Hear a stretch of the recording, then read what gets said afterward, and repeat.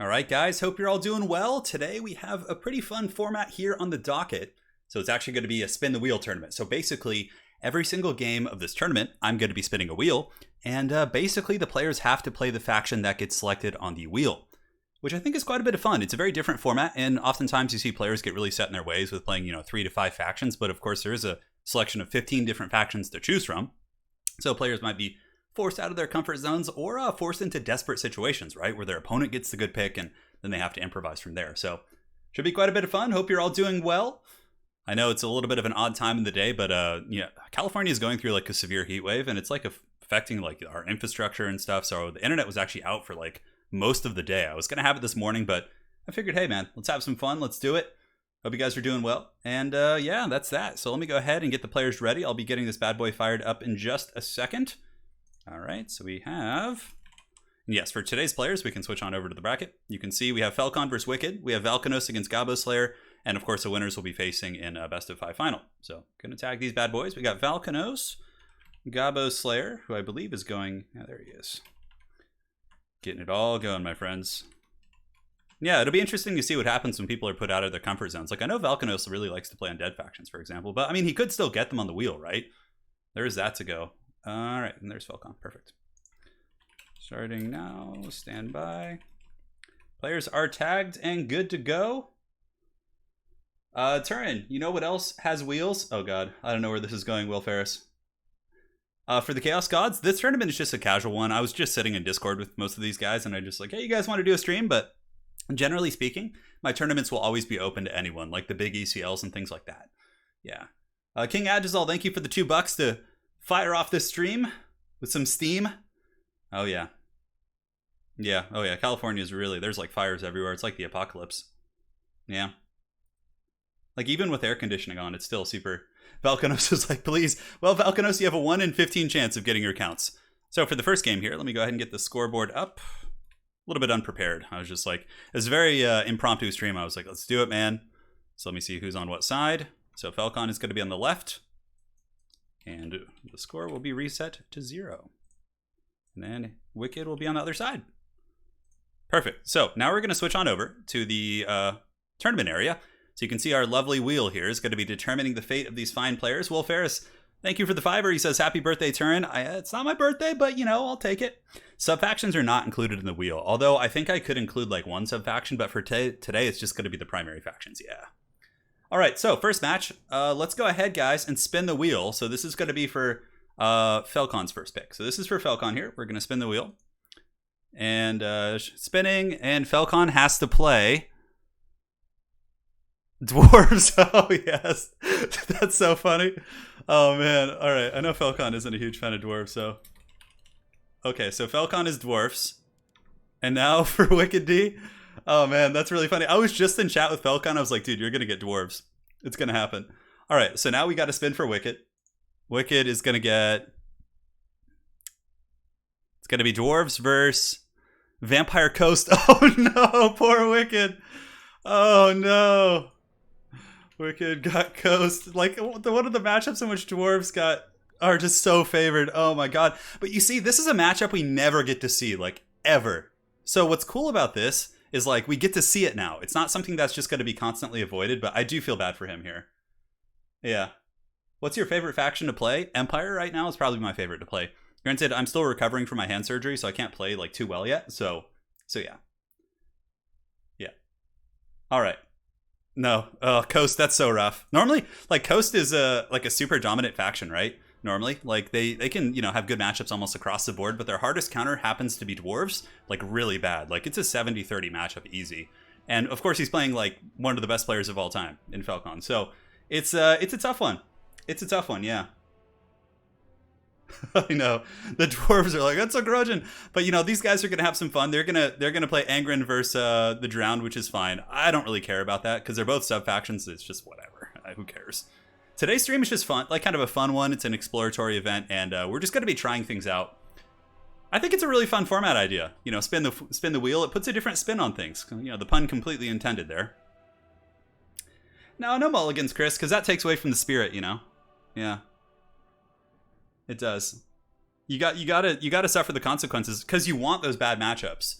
It's a casual format, so it's not like there's like some massive prize pool or, you know, someone's reputation on the line, right? It's just a fun casual format, but it also lets us explore matchups that we don't normally see. Because if you play in a lot of like best of 3 tournaments, you almost always see the same matchups, right? Like the same dynamic of matchups, simply because, you know, players want to win, right? So they're going to avoid matchups that are considered to be less efficient. Yeah, Flying Dutchman, we just started. Today I'm just throwing up $25 US for the winner. Pretty much every single tournament I host, at the bare minimum, I put up $25 because the players are, you know, putting aside their afternoons and their nights to play. So I want to have some reward, but obviously this is a very casual one. So yeah, poor Wicked. But you know, this is cool because we get to see like how is he going to try and beat the dreaded dwarves. I think Falcon is going to come in with the ghostly characters. Like that's my guess. He's gonna meme a little bit here, knowing he has a massive advantage with his faction, which is fine. Maybe you could remove the most common factions? Nah, I don't think you need to. Alan Foster says, tournament idea. I see lots of people in this community offering help to us noobs. Have coached a tournament where big players... Oh, yeah. They have a... My son Herbert Walker does a tournament structure like that where people basically coach newer players. Yeah, he just did it while I was recovering from my surgery. I would have actually been someone's coach, but I'm pretty out of practice right now. But hopefully, you know, soon I'll be able to get back. What madness is this format? Yeah, it's randomly selected factions. So players are getting ready, and we're just hanging out and chatting and letting people gather on the stream. I know it's a really weird time of the day, but I just had the itch, man. You know, I wanted to stream. Happy birthday. Yeah, the wrist is healing, slowly but surely. It's certainly the wheel of misfortune. I mean, that's a pretty rough start to get. Mr. Hamster, thank you for the 400 rubles. He says, hope that your hand is recovering fine. Yeah, it's slow but steady, man. Thank you so much for your donation. It's getting there. It's a process, man. It's a process. Freaking thing. Because if I had just had the carpal tunnel release and the ulnar tunnel release, I would probably be like almost normal by now. But since I had the flexor tendon plus a cyst removed, it's like super stiff. Because I basically had 4 surgeries in one day. So yeah, it complicated it. So dwarves are really strong against coast because they can out artillery coast. Their infantry basically take no damage from coast infantry. And the monster rush doesn't work too well either from coast because of slayers and rangers and thunders, things like that. So like in terms of like the rock paper scissors formula of the game, the dwarves just have like most of the tools to beat. They can bring like one build that will beat most coast builds, right? So it's a really safe matchup for them. Yeah. But on Sunday we're probably going to have another ECL. So Sunday will be probably ECL tournament. I'm not sure what time yet. I'm hoping that the power blackouts won't continue and we'll be able to have our normal time. I know a wild Friday stream. I figured you guys are bored. You know, everyone's like kind of on lockdown and stuff. So let's do it. Start when ready. Raphael, thank you so much for the tenor. 50-50 you/prize pool. All right, man. Well, you have to take it into account too, because I've had people donate money and be like, hey, you know, split this with the 50-50 with the prize pool. But every time, you know, you guys donate, obviously, I have to take taxes out of the donation, you know, because YouTube doesn't take taxes out for me. So I have to take the taxes out of that, and then I have to split it from there. But sounds good, brother. I'll do what I can. So Falcon is ready with Clan Angrand. And it looks like Wicked is going with his coast, as the wheel has determined. Yeah, the wheel will get removed. It's actually good presence of mind here. The wheel can be removed now. Yeah, there we go. Alas, we are not in the mood for such a stream today. The dreaded screen blocker, raining terror over the lands. I'm excited to see some of the rules as we do progress here. It's a 4-man tournament. So today we have 4 people playing. Yeah, on the bottom side of the bracket we have Gabo Slayer and we have Valkanos. Yeah. But if you ever, Jun Huang, who I believe you're out of region, if you're ever interested in playing in such tournaments, just shoot me a message, man. I can get you in. These are just like casual for fun events. But it also explores different dynamics in the game, which you don't normally get to see. God damn, it is hot and miserable in here. Like, I swear, as soon as you start streaming, it just like, it becomes like 10 degrees hotter in this room. I don't know why. Maybe it's just because I'm getting all intense. I feel like I have to have like a bath towel next to me just to wipe myself down. Yeah. I don't know, man. Yeah, the triple blood knight, I actually like that change in the rules for the vampire counts. I think it's a lot of fun. The Great Reign of Skarsnik, the screen blocker. I know, those were some magical times. The days of old. But that was before I had a second screen. I have a second screen now, so I can actually like see what's going on the stream and everything. So we're going to be on Oakenhammer. Raphael, here you go. Love your streams. Nice format. Hey, man, I got you covered. I'm so excited when my hand gets better to like start playing. Total War Warhammer and Total War is gonna be the main focus on my channel, but I'm excited to start like playing some other games for you guys too. I don't know. Would you guys be interested in watching like first-person shooters and like those type of genres? I was never like super great at them, but I was okay. We could at least have some memes. Ugh. Raphael, thank you so much. Thank you so much. One sec, guys. Here we go. No, I definitely have to pay taxes on donations. Uncle Sam is on the hunt. I mean, there are shady YouTubers, you know, who will like try and hide all that through like, you know, PayPal treachery and things like that. But if you get caught, you get really, really screwed. So it's better just to play it safe. Yes, the mighty Oaken Hammer is here. My heart is glad that elven players are forced to play the dwarves. I know, it's so weird seeing Falcon on the dwarves. So for the build of Falcon, he's got double Iron Drake, which is, you know, honestly not bad. Can roast the zombies, can roast some of the bigger targets as well. Got a bunch of Quarrelers, Iron Drakes with the Trollhammer torpedoes against the Krabos. And in the back line, he's got Miners, Longbeards into the Sunset, because they pretty much win all of the infantry fights, and Blasting Charges and Miners can even do, you know, decently. And he's got a Rune Lord on an Anvil as well with the Locus of Doom. That's actually pretty clever because a lot of Vampire Coast players do actually tech into bringing Sirens these days. So you get another 15% magic resist for your entire army on top of that. So the dwarves are going to be sitting at a whopping 40% magic resist, the entire army. So Sirens really are going to be wet noodles. So for Wicked's army, he's got Sirens on the flanks, he's got deckhand mobs, a couple bats for disruption and try and shut down the Iron Drakes and some of the missile units. It's one of the two viable strategies against dwarves. Either you go with a ton of cannons and try and pull them apart, or you do something like this, a Mourngul Rush. So double Mourngul Haunter. These guys, of course, are AP and bonus for infantry, certainly good against dwarves. And I didn't see who his lord is. It's going to be a Vampire Fleet Admiral with a pistol on the ground. So yeah, not bad. Honestly, another good AP lord. Not melee, but the pistol can safely keep away from powerful combat dwarf lords and can, you know, kite them back and shoot pretty effectively. So it's a good army from both players. So now we're just going to sit in our overhead view and hang out. Yes. Yes, my friends. Hey, Turin, do you use your phone when streaming? Otherwise, I can... Yeah, no, I use my phone to as my webcam. But today I'm not going to do a webcam because I'm casting in my boxers today. I'm literally in my boxers with like a backwards hat on just to keep the mullet out of my face. So I can't... Like, it's just... I don't feel like having any clothes on. It's too hot in here. Yeah. What does it mean to tech someone? So basically, a tech... In terms of Magic the Gathering or any competitive game, like a tech piece is something that you don't normally bring, but you bring a piece of technical equipment or a technical unit to solve a certain problem that the other faction may present. So tech is like, hey, I'm teching against vampire counts. So it's a unit you normally probably wouldn't see in general, but it's a piece that is specifically good against the vampire counts. Hopefully that answers your question, my friend. Yeah. Yes. The boxer cam. Boxer mullet cam, dude, I'm sweating like a dog. Well, like a pig. Like a pig, yes, because dogs don't sweat that way. They pant through their mouths and apparently through their paws, apparently.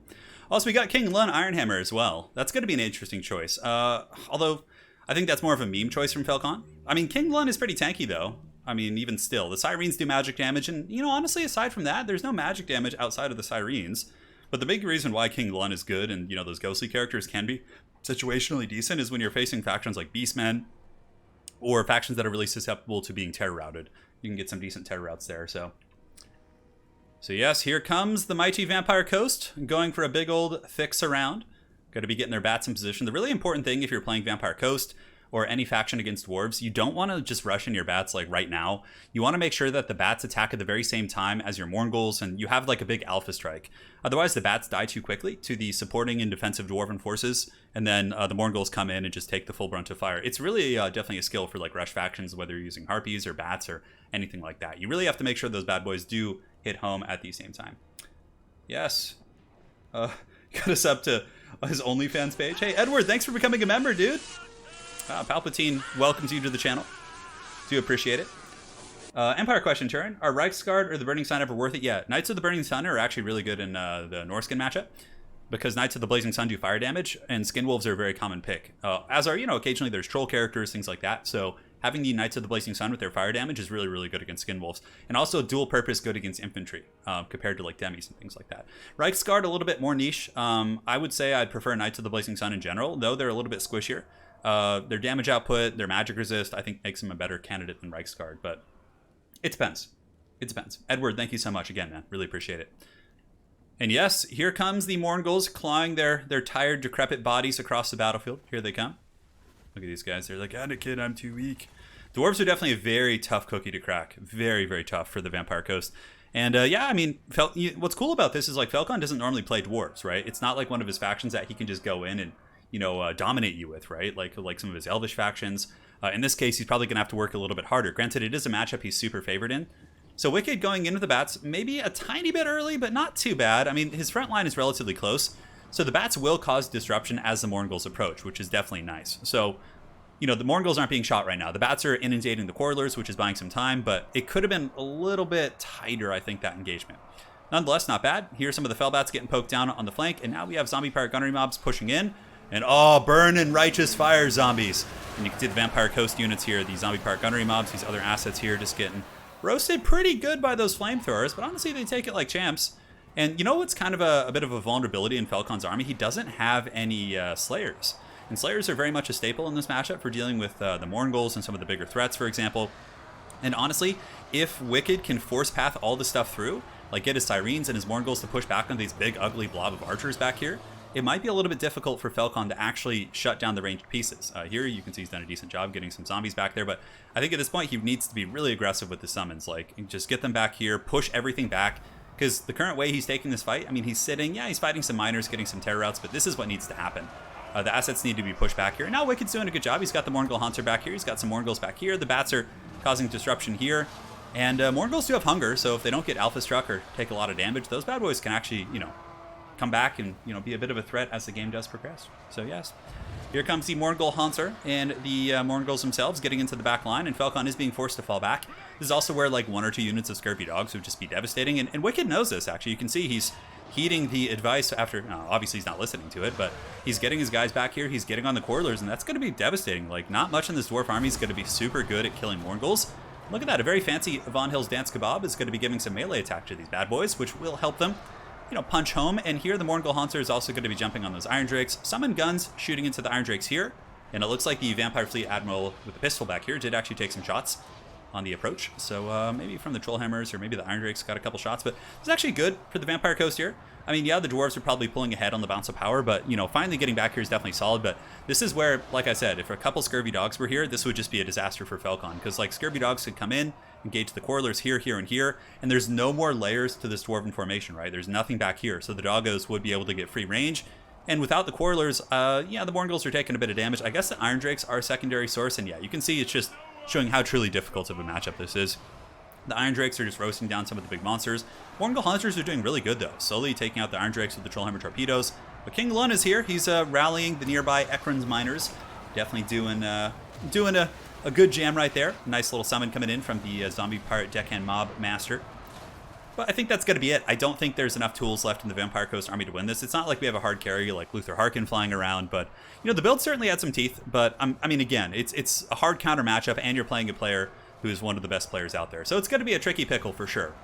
But Morngul Hunter is going to be the last of their people. Falcon, of course, ever the savvy tournament RTS veteran, is going to be fanning out his army. So you can see he's forming like a big semicircle here. Basically, you do that to make it so you can't compromise multiple archer units with like one unit, right? Yeah, the Dwarves have so much stuff. I think they even have Iron Drake flamethrowers left. Yeah, they have some right here. They have some over here. And now it's just a matter of time before the Morngul Hunters are banished back to the Shadow Realm from whence they came. So we'll basically go... Dance Kebab. Yes, the crab kebab. We'll go into the next game after this, and then we will roll for the players. So this is a new format we're trying out here on the channel, where basically the players will get randomly selected factions. So players who, theoretically, are better at more factions will have a bit of an advantage here, as opposed to people who tend to be specialists at one faction. Morngul Hunter getting karate chopped by the Rune Lord on his mighty anvil. Longbeard surrounding this bad boy. Man, that is a terrifying looking thing. He's definitely balding. You can see he's got like a wisp of hair on his head. And down he goes. And he has like elf ears, though. You notice that? The Morngul Hunters actually have like elvish looking ears. And that's going to be that. So that's going to be game 1. We will be setting up the Wheel of Doom here in the Vampire Coast. Always sad to see any undead lose. I usually hear the opposite sentiment. Most people love to see the undead lose. All right, so that is going to be 1 up for Falcon. And now we pull the Wheel of Doom. Summon it. Summon the wheel. All right, so let's turn the wheel back on. You guys can see it. Boom. So now, for Falcon, let's go ahead and spin this bad boy. What are we going to get for Falcon? And Felcon will be playing... Oh, he's getting the High Elves. All right. So Felcon gets the High Elves. So let me go ahead and tell him here. Felcon High Elves. It will be in the Mosquito Swamps. And now... And they can get the same faction again. Actually, you know, if they get the same faction, we'll spin it so the players have an opportunity to play different things. Yeah. Dov's just all happy. Sorry about that, guys. Who's calling me right now? Who dare call me? Now, who dare call me indeed? Let me go ahead and check the Streamlabs. 1 second, brother. I'm just getting everything set up. I'm sure it did go through. Let me check. Oh my God. Yeah, I just saw that. Okay, so that just came through a little bit delayed for some reason. So we had 2 donations. We had from LOTR Total War Please.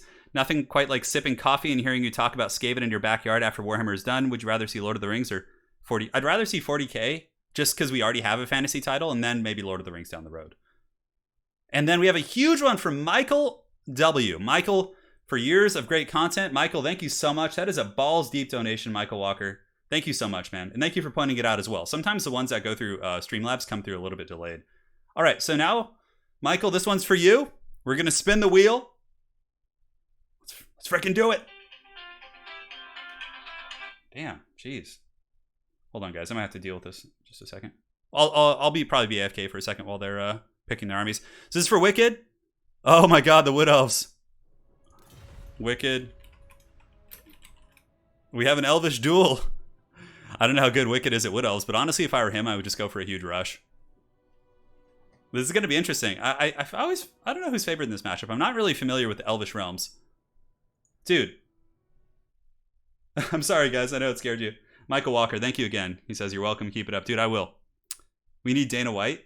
What do we need Dana White for? From the UFC? It's kind of random. Frail says, hey, love your stuff. Just lost my latest Clan Angren Legendary at turn 118. Epic last stand. Dude, it sounds like fun, man. Yeah, Clan Angren's campaign is one of the more fun ones in the game, so... All right, Wheels. Felcon is like one of the best high elf players out there, too. This is going to be hard for Wicked, for sure. I don't know if Wicked plays Wood Elves. I think he does. Yeah. Mike W's like, he's like, I thought you were talking about me. All right, guys. I'll be back in just a second. I just need to take this call real quick. And let's make sure nothing's wrong. And yeah, I'll be back in just a moment.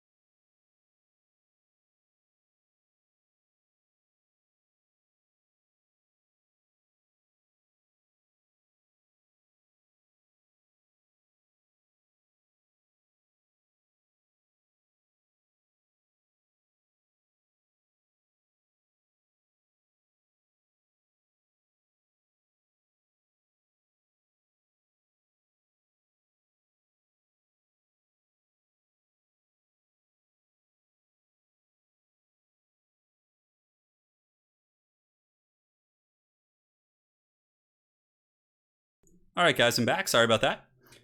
So we have a donation from Eldritch M. I finally caught a stream. Love the content, man. My wife and I really enjoy watching your tournaments. Well, I hope the best to you and your wife. And here in this autogenish tournament, we now have the dreaded High Elves facing off against the Wood Elves. So it's going to be Falcon against Wicked in the second game of this best of 3. Of course, today is a 4-man tournament, so should be quite good. Yeah, I need to... I'm back now. Sorry, guys. Yeah. I just went AFK for a minute. I had a phone call I had to take. It was very important. Very important indeed. A Narnia build? Yeah, I mean, Narnia against Wood Elves probably isn't that good. Because if you bring out, like, Aslan and the boys, like, you're not really going to benefit from the AP. There's, like, you might as well just bring Reavers to chase down archers. Like, Lions are just a little bit expensive for that purpose. Yeah. We'll see. I know it's late. Must be late for a lot of you guys. Thank you guys for joining. Looks like Wicked is ready. So, the winner of this will be advancing on to the grand finals. Yeah, I know, it's so late. Sorry, guys. My internet was out for most of the day. Like, all over Los Angeles, there was, like, all these freaking outages and just trolling going on and all this stuff, so... Yeah, Seaguard counters the entire Wood Elf roster. You know, Dryads can actually do pretty well against him, though. Like, Dryad rushes, things like that. It's just tricky because the heavy cav of the High Elves, too, like Princes and Silverhelms, can also, like, contend against your Wild Riders and can ride down your infantry. I would say it's a High Elf favored matchup, but again, I'm not really good at either of these factions. They're definitely some of my weaker points. UFC is trying to recruit him, or are you talking about me? Dude, if the UFC recruited me for casting, I would be all over that. That would be like a dream job. And don't worry, I would still do YouTube. I would still do... I'll always keep this going as long as my hands hold. You're going to see me here at 60 years old, and we'll all be reminiscing on the days of old together. It'll be good. That was Dana White on the phone. Ah, yes, of course. Negotiating my UFC contract. How long have I been doing tourneys? Oh, man, a couple of years. Yeah. Since I started YouTube, more or less. Yeah, the faction wars are fun. I'll be having one soon. Probably in the next 2 weeks. Yeah. Because those tournaments are pretty long, and I don't know how my hand will handle like a 4 or 5 hour tournament yet, so just taking it cautious. So for the armies here of Wicked, let's take a look here. He's got Glade Riders with Hagbane Tips, Wild Riders, a Branch Wraith, and is that double Branch Wraith? Okay, double Branch Wraith, one with Earthblood and one with Pendulum, it would appear. Oh, baby, we got Mel Gibson. Hell yeah, look at this guy. He's ready to beat some people up. All right, we got Orion here. We got the old boy Mel, and it is a mass Vanguard. Oh, yeah, give me that bread. So, guys, we got a mass Vanguard here from the Wood Elves with a bunch of Dryads. Now, it depends on where Falcon deploys. Falcon's got Reavers, he's got Dragon Princes, which are going to be really tough to deal with. He's got Shadow Walkers, Rangers, and a Handmaiden of the Ever Queen. And up in the hills, we do also have a Lithanar backed up by a Mage of Life. So it's going to be a mass Mel Gibson Vanguard. So Wicked is saying, if I'm going to go out of my shield, we're going to go out with an awesome meme build. Granted, it could work, you know, if he's able to get into Falcon's archers and catch him off guard. Yeah. Would you consider doing Dark Souls 3 run for memes? Yeah, I think at some point, someday, yeah. Absolutely. Mike Walker and I can 2v2 any of you gets. I bet you can. Well, you should join our Discord if you're not already there, Nathan Hall, and get some games in. Join our tournaments. Show your steel. You know, it's a mass Vanguard. Yeah. It is a mass Vanguard build, which I'm very, very excited about. So one sec, guys. Just got to minimize for a quick moment. Hey, and we have a donation that I missed while I was AFK from Nerdsworth. He says, go Woody boys, are you getting pumped for the Wood Elf DLC? Dude, yes, I'm actually excited. Wood Elves are one of my favorite of the Elvish factions, Nerdsworth. And thank you so much for the $50. Jesus, that's super generous. And yeah, I'm really excited because I feel like their faction is just so limited right now and like what they do. They really do need some love. So Nerdsworth, thank you for the balls deep donation, man. Really do appreciate it. Sorry, I'm just like fidgeting with a bunch of settings so I can see everything. Perfect. One last thing, sorry guys. God damn it. Yes. Honestly, I like the idea from Wicked, says Dactor. Yeah, I mean, a lot of it's going to come down to micro and execution. I'm not sure what they're doing here.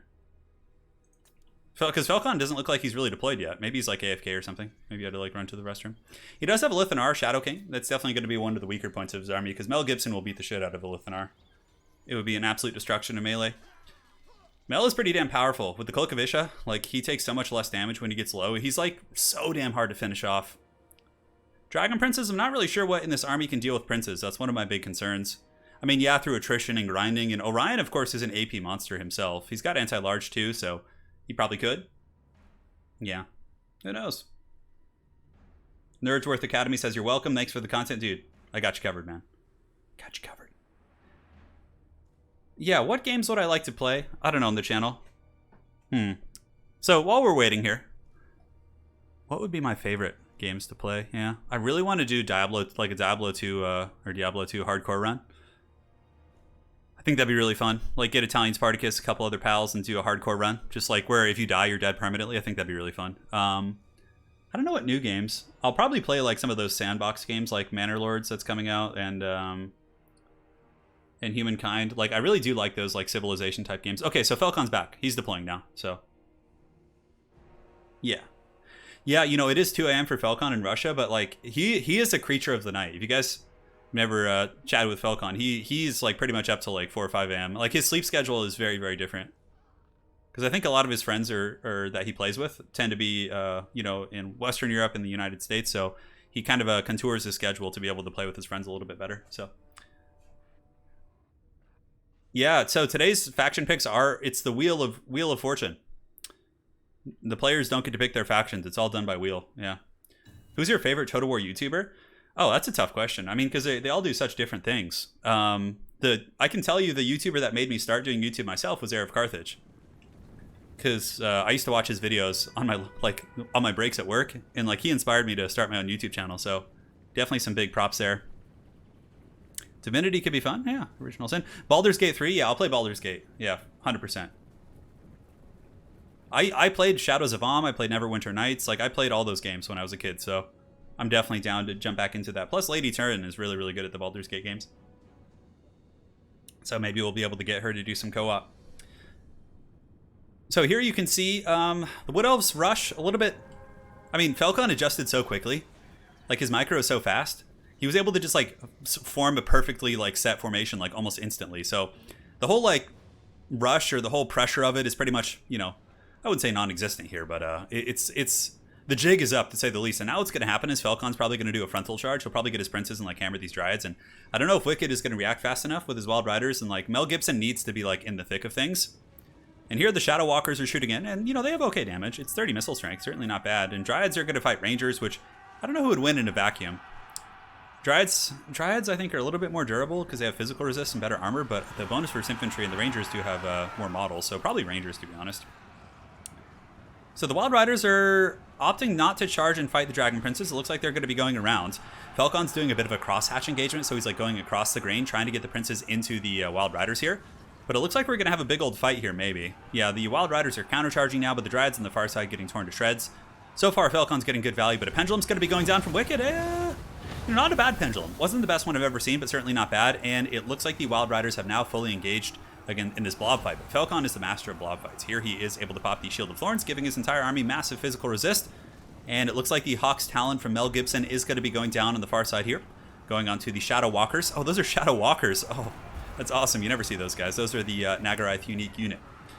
Nonetheless, though, guys, Dragon Prince is going to be swooping around, trying to pursue here. Wild Riders in a big, ugly countercharge are going to be coming around, and it's actually good for the Woodies here, able to get their riders into the exposed flank. But it looks like, yeah, there's Dragon Princes on all sides, and that's really the concern with this army. Like, if you don't have Way Watchers or something to really punish big armor, the heavily armored cab is just, you know, pretty much going to go balls deep from you. So yeah, tricky stuff indeed. I think this game is rapidly going into Falcon's favor as the Wood Elf battle lines are breaking. You know, obviously players get set on factions that they may not be experienced at, and the matchups can then become very, very tough, right? Out of all the Pompous Elgi here, got to go with the High Elves, go Lithanar. Well, it seems to be going pretty well for you, Ecthelion. You're getting your choice here, as the boys are certainly back in town. And yeah, the Dragon Prince is just running shop. I mean, look at the damage they've taken. They've lost like one model. These ones have lost none. Mel Gibson's still doing his thing. He's going strong, you know, getting pulled over on a Malibu freeway, but that's about it here. Now he's going to be charging up the hill, getting in there. It's always fun to see him in action as he you know, takes out some of the Shadow Walkers, but I really don't think... Yeah, Dragon Princes are such a hard counter. You really have to play the Way Watcher style of play or have like some other option. Like what another thing that Wicked could have maybe done was go for like a really ridiculous like Treeman build, you know, because there wasn't much AP. Like, for example, if you came in with like Durthu plus an Ancient Treeman and then like a bunch of Spears, that could have been good, because the Dragon Princes wouldn't have been terribly effective against any of those options. But in this case, it seems like the the iron, the steel of the Dragon Princes was too much for the woodland armor to take, and the Dryads here are going to be getting picked apart. And now that's pretty much it. That's going to be all she wrote, boys and girls, as these Dryads do buckle under the weight of 1,000 Rangers. And there you have it. I don't think there's any comeback. The damn elves are always so dramatic. We all know that elves are the best boys. Search your feelings, you know it to be true. You know, of all the elvish factions as they currently stand, they are my favorite to play. Oh, we have the duel. We're getting the ceremonial duel. We have a Lithanar and the Mage. I think, oh, guys, they're giving you the fight of fights. A little bit of cheating, though. Falcon's Archer is actually shooting Orion in the back. Super shameful. But he's tanking it like a champ, and looks like he is going to withdraw there. So, yeah, I always feel bad for folks in China when it comes to playing in my events, because like the time zone is just so hard for them to play. Korea as well. All right, so Falcon's going to advance. And let me go ahead and update the scoreboard. And now we can go to the 4-man bracket. Falcon will advance to face the winner of Valkanos and Gabo Slayer on the bottom side of things. All right, so Gabo Slayer and Valkanos, if you guys are ready, go ahead and join up. I'll tag you in the Discord. It's a shame the elves lost, but at least they won. I know. Gabo.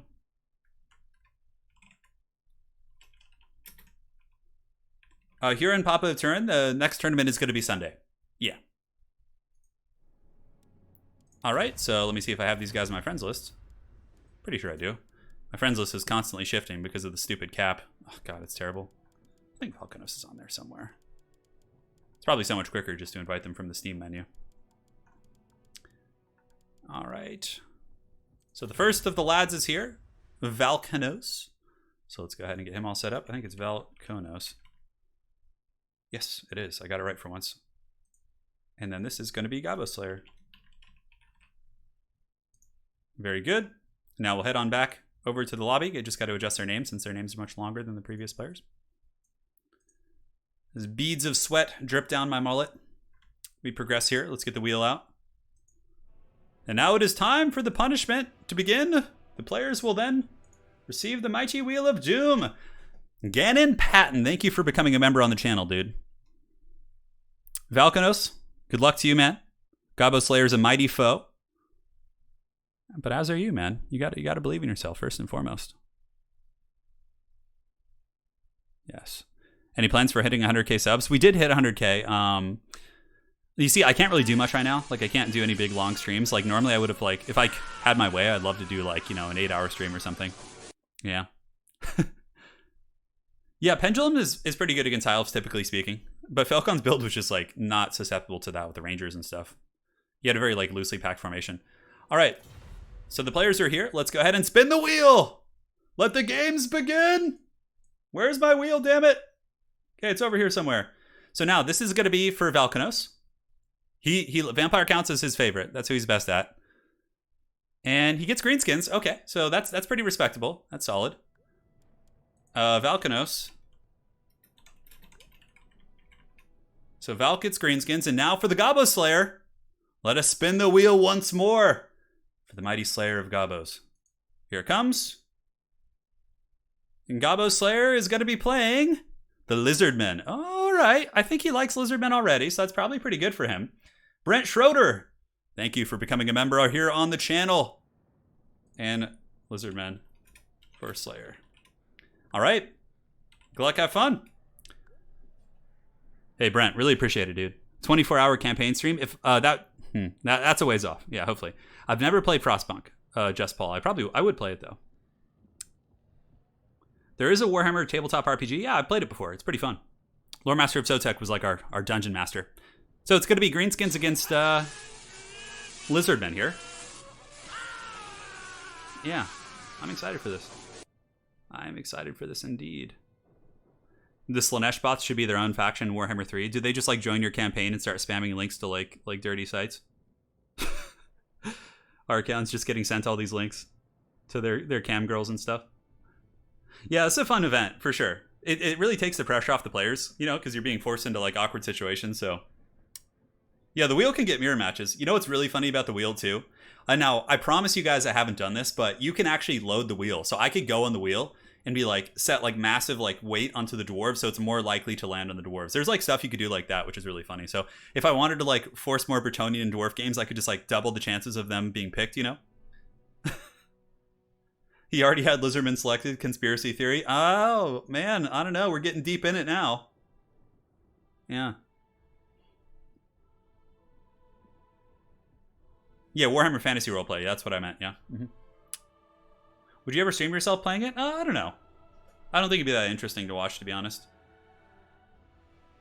Dob Play said I had some game show bots on his last stream. Oh. They're evolving. They're evolving. They're changing. Now, this used to be a matchup that pre-Greenskin rework was very, very Lizard favored in my opinion, but I think it's changed. I think it's a pretty even matchup now. Like, Greenskins have a lot of great tools. Stone Trolls, Rampage effects. Although, Lizardmen are actually one of the best factions against Skarsnik because they have all the Cold Bloods to just counter it, which is really funny. Because Cold Blood removes the Rampage effect, so you can actually get rid of it, which I think is a really, really fun interaction to say the least. Yeah. Thank you guys for joining. I'm surprised we have over 900 people watching. That's really cool. No, you know, it's kind of a weird time. I know it's like super late in the day, but yeah, Heir of Carthage is a really nice guy. I got to meet him in person at an event a while back. It was God, when was it? It must have been like a year and a half ago. He was awesome, man. Really, really nice guy.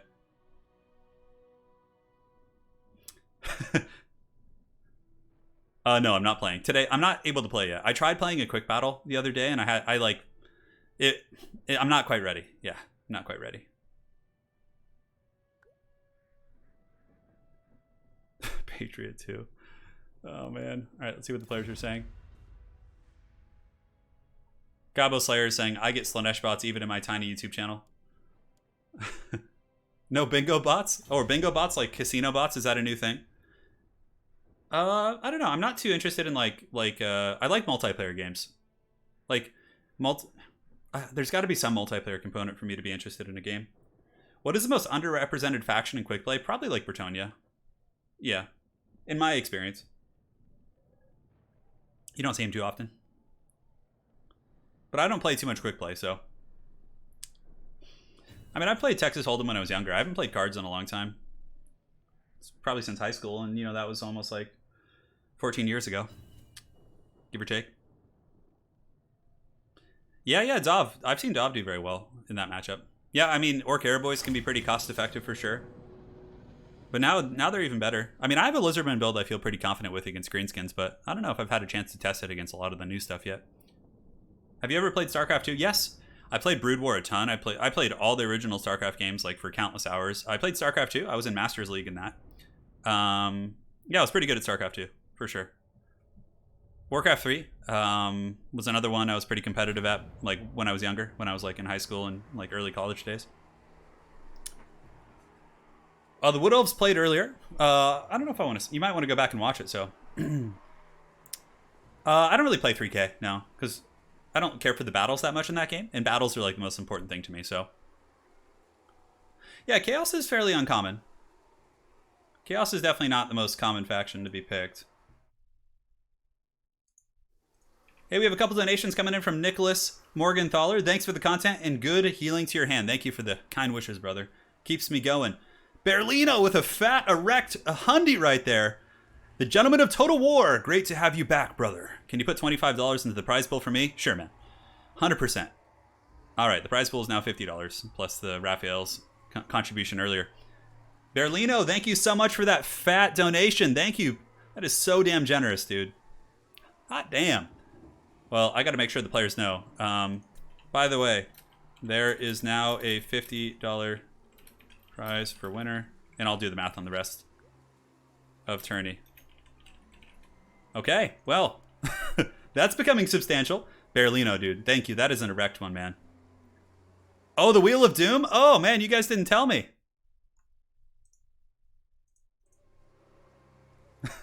I have to keep you guys on your toes. I have to leave like an annoying blocker or something just for a minute. And to be fair, the $100 donation really startled me there. So I'm just going to leave it the entire time. All right, guys. So for the build here, Valkanos of Clan RTK. He's got Morgav's Magi Marauders, Forest Goblin Spider Rider Archers with some Teef Robbers. Looking to rob some Lizard Teef, perhaps. We'll see how that goes for him. A little bit of a Skirmishing Corps. Decent against like Pterodons. Oh, is that a freaking Lord Croak pick from Gabo Slayer? Oh, yeah. That's pretty awesome. Don't worry, I saw the wheel. I got it, guys. And now for the main line, it's going to be Blackworks. Blackworks are pretty good against Saurus and Temple Guard. I mean, it's psychology as well, which is always good. And Berlino, dude, thank you so much. Super generous. It's not a Turin stream without a screen blocker. That's true. That is very true. So, Stone Trolls and Goblins. I mean, Goblins will get beaten down, but they're nice, like, bodies to just put in front of Stone Trolls. So the Stone Trolls don't get kind of isolated there. We do also have Skarsnik, Night Goblin Shaman. It's going to be 8-peak Loonies. And in the back, it's going to be Nasty Skulkers with some more Care Boys. Not too many, only 2. But really going to be putting and leaning very heavily into the Stone Trolls. And he also has the Bob Blob, as I like to call it. So he does have Bob, the Black Orc Big Boss, which does give immunopsychology to nearby units. You can see he has, I think it's called Rabble Rouser or something. I can't remember. Yeah, Rabble Rouse. And it gives immunopsych. So basically the Stone Trolls cannot be terror routed, which is so damn strong in this matchup. So no, I do have a second monitor, Misha. But the thing is, my main monitor is showing Total War Warhammer. My second monitor is showing Stream Chat. It's showing the wheel function. It's showing the scoreboard application and OBS. So my second screen is really like crowded. I actually probably need 3. Yeah, I do have a second monitor. Yes. So for the Lizards, we have a little bit of skirmishing up on the high ground, and Chameleons are very good against this type of play. He has Saurus Warriors. He's got a Skink Priest of Manticore Summoning, Krokar, Lord Croak. This is wild. We almost never see Lord Croak anymore. And that's cool. That's what happens when you get people who don't... I don't know. I'm sure Goblin Slayer plays this faction, but... you know, yeah, these unorthodox situations that the players get put in. It's pretty cool. So, Morgub's Magi Marauders are fleeing for the hills, circling about, taking some shots here from the big old thick solar engines. Misha, I've had a second one for about 2 months now, give or take. 2 or 3 months. Yeah. He lives the haggard streamer life. It's very true. Just casting in my boxers with a mullet in the middle of the day. Although, the mullet, I'm thinking about cutting it soon, just because, like, it's such a pain to take care of. Like, if I don't, like, comb it every day, like, it gets, like, tangled, and it's just, like, I am not the type of guy who likes to deal with that kind of stuff. And plus, like, when I cut my hair, it motivates me to get in shape. Like, it makes me feel like I'm playing high school sports again, you know? I'm like, whenever there was a football season, I'd always, like, cut my hair. It was, like, kind of like a trial, you know, or not a trial, but a rite of passage of sorts. Anyways, I'm thinking about it, guys. So Chameleons here poking in. It looks like they're trying to get some DACA here onto these Stone Trolls. Stone Trolls, of course, will be super durable against that. But so far, the Lizards, Goblin Slayer's done a really good job taking the high ground position. He was able to push up onto the hill, which is going to force the Greenskins into a very, very awkward position as well. However, big old however, there are 2 groups of the Orc Air Boys. Everyone's like, do not cut. What, do I just have to have a mullet the rest of my life? Are you guys just gonna hold that against me? Misha's like, it's time for a shave. At least somebody understands. It's such a pain. I saw myself in the mirror. Like, I was walking through the living room, and I looked at myself from the side. I saw my quarantine potbelly, and I saw the mullet, and I was like, what have I become? I used to be, like, ripped with a 6-pack and built and just, like, oh, man. And then I saw that, and it just was like, yeah. Anyways, back to the game. So we have the Black Orcs here chopping away at these Saurus Warriors, and yeah, doing good damage. Like I said, Black Orcs very good in that engagement, and the Stone Troll front line seems to be holding pretty well. The Dinos popping some nice little buffs here. It looks like the Spider to Bad Moon going down from Skarsnik, which is going to give bonus first large to all the Stone Trolls, which can be pertinent. Granted, right now it's not too big of a deal. But the thing is, the Dinos don't seem to be doing enough damage. The Greenskins are really punching through the Saurus front line incredibly quickly. And there's a Manticore Summon going after the Night Goblin Shaman. A little bit of a misplay here, using the Fermented Fungi here from Valkanos. In order to actually rampage something, it needs to be below 80% HP. So in this case, Valkanos, maybe a little bit of a panic click there. But the Manticore is basically not going to be affected aside from the debuff there. So a little bit of a waste, but that's okay. People are learning. Black Orcs on the flank, able to cut through these Saurus Warriors with shields. Same thing on the other side. Valkanos' Black Orcs winning that engagement. Stone Trolls and Goblins in the middle also doing quite well. But oh, the Croak Bomb, here it comes. Oh, this is going to be brutal. That's, I don't know what tier of one it is. Oh, Anakin. Oh, God, that was devastation. That just blasted the AP Loonies and those Goblins into another realm of existence. Another realm of existence. Certainly very, very nice here. Anyway, Stone Troll still pushing up. Black Orcs, the center of the Greenskin Force, certainly has been eviscerated to an extent, but it's mostly Goblins, so it's not really going to be the end of the world. Orc Air Boys in the back are still shooting happily, and here you can see the Teeth Robbers taking some Skink Teeth on the far side, up to 66 kills. Now going to be Tokyo drifting into the Chameleon Skink lines, I would imagine, but it looks like it's going a little bit better for the Greenskins. I feel like a lot of the Lizard front line, like I said, is just getting worn down. And Skarsnik is in good health. Krokar's coming in, but Krokar's going to have to deal with Skarsnik plus Stone Trolls and Bob. So there's not going to be any terror routes. That is most certainly for sure. Croak is also a little bit shanked up. I don't know how Croak took that kind of damage. He must have been fighting in the front lines. And Yeah, gotten shanked by Skarsnik a couple times here and there. Who knows? Who knows indeed. Stephen Lee says, Turin, I know your pain. Once a sporty lad, now a quarantine chonker. A big part of me becoming a chonker, too, was the fact that I haven't been allowed to exercise since the beginning of July. I can't lift weights. I haven't been allowed to run up until, like, a couple days ago. So that's really contributed to my chonkiness, but it'll change. It'll change. I'll be back. And you know what I'm really excited to actually do is sometime, as my hands heal and I get my left hand fixed as well, I'll eventually start to compete in like jiu-jitsu competitions and stuff, and I'll film those and put those up on the channel so you guys can see it. I'm really excited to do that kind of stuff. But yeah, the battle rage is on. Balance of power is, slightly favored, but, it's not something that's point of no return. Skarsnik here, of course, getting some good shanks, but the Supreme Shield of the Old Ones is really good. Sacred Spawning of Zodal, that makes him super tough, because basically it's 44% plus 22%. So yeah, massive damage resist there. And also, it looks like he did use the Cold Blood to actually help Krokar get away from your boy Skarsnik. Anyways, here the last of the cohort of Sotek are fighting. Both Orc Air Boys are online in a bit of an awkward, like, peninsula formation. I don't really know what's going on there, but they're still shooting. As far as what the archers should shoot, I mean, just putting constant fire into Krokar isn't a bad idea, for sure. There's still a nice blob here, too. Skarsnik plus Bob plus some Stone Trolls. And I don't know what the status of the other Stone Trolls is. Okay, it looks like they're back here. And honestly, you could just, like, leave the Stone Trolls back here and let them heal for a while. You don't have to be too aggressive with them. Granted, you could just pull them in, but leaving those bad boys back to heal for quite some time would certainly be good indeed. Yes. Yes, indeed. So the Black Orc Big Boss still grinding through the front line. These Stone Trolls are broken, but they'll probably come back unless the two cohort of Sotek that are remaining actually chase him off the back of the battlefield. I don't know, is Lord Croak going to carry this? We haven't seen a Croak in a long time. I mean, Lord Croak, the last time I've seen him in a tournament or some sort of a competitive format, Oh, you know what's really funny, Josh Smith? He says Turin wants to use a shake weight again. What's really funny about that, Josh, is when at my physical therapy, they make me do it like a exercise that is similar to a shake weight. Like I have to hold this like flimsy like hot dog looking thing and like shake it in my hand to like re-strengthen my like proprioception. I don't know what they call it, but it's really funny. I always laugh when I have to do it. But Black Orcs here, gonna finish off the last of the cohort of Sotek. Both players are basically regrouping at this point. Orc Air Boys are shooting here, as well as Bastillodons are also shooting with their little crossfire. But it's a really even battle. This actually has turned into an outstanding scrap. And yeah, no predictions really. I mean, the one thing that's really, really good for the Greenskins is that the Trolls are healing. So, I mean, if the Lizards want to draw this fight out, reposition, get some better angles, it's going to give a lot of time here for Valkanos to get his Stone Trolls healthy. But a little bit of a volley coming in from the Chameleons. Definitely doesn't want that happening. Yeah, two of the cohort of Sotek. You guys probably saw the replay on the channel a couple days ago in which we had one of the cohort of Sotek, the last of his people, valiantly take on a Necrotech and actually win that battle. That was pretty insane indeed. I actually asked my physical therapist that. I was like, do you know what the shake weight is? And they just looked at me like, no, I don't. Because they were a little bit older. But I was like, oh, yes. Are you sure this is a real hospital, Berlino? It's not a hospital. It's just a physical therapy center. And they're really good there. Yeah. It's literally a strangle dangle. Dude, that is so good. Yes, it is a strangle dangle. That is a very accurate way of describing that. So the Lizards have a lot of ammo left, right? They have Chameleons, they have two right here, and now they're just pulling back and kiting, which is clever. I mean, they have the ammunition, might as well use it. I mean, look at this Bastillodon with the solar engine. That bad boy is rocking a ton of ammunition.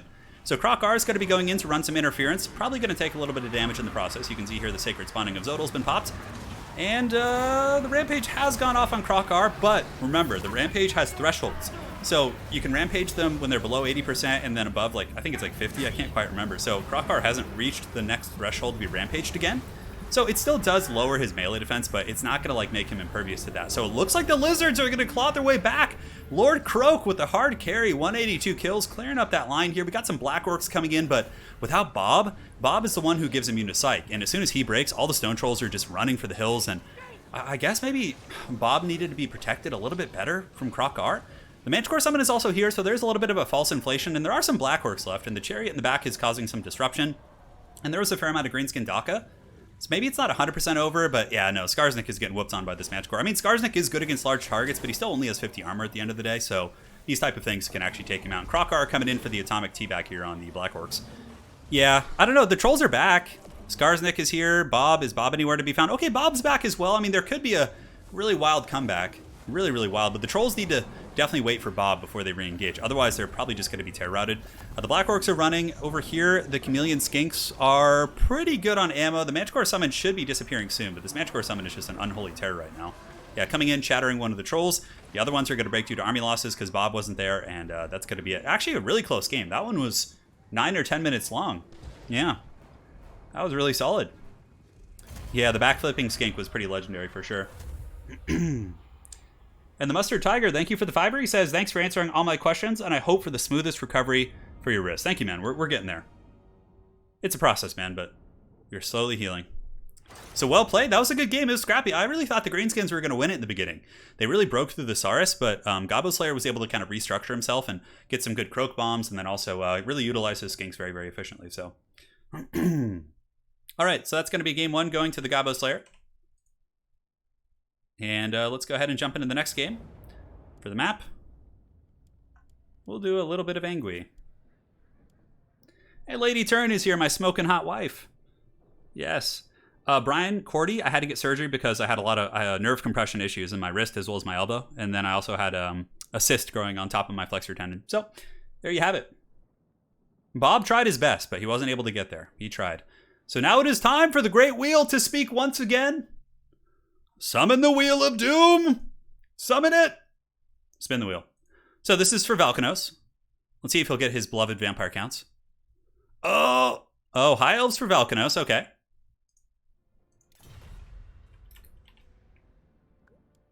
Valk gets high elves. And now for Gobbo Slayer. Spin the wheel once more. Okay, and he gets the Empire. Okay, Empire versus elves. It's a fun matchup. I like that one. All right. It's weird. Okay. Emp for Gobbo. Cool.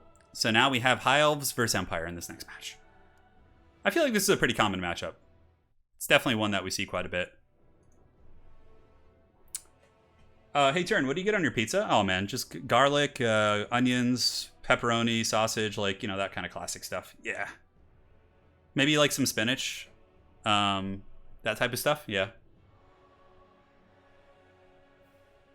Ice Power says, Turn, I'm single-handedly making Malice meta by spamming him in every single Dark Elf match you can.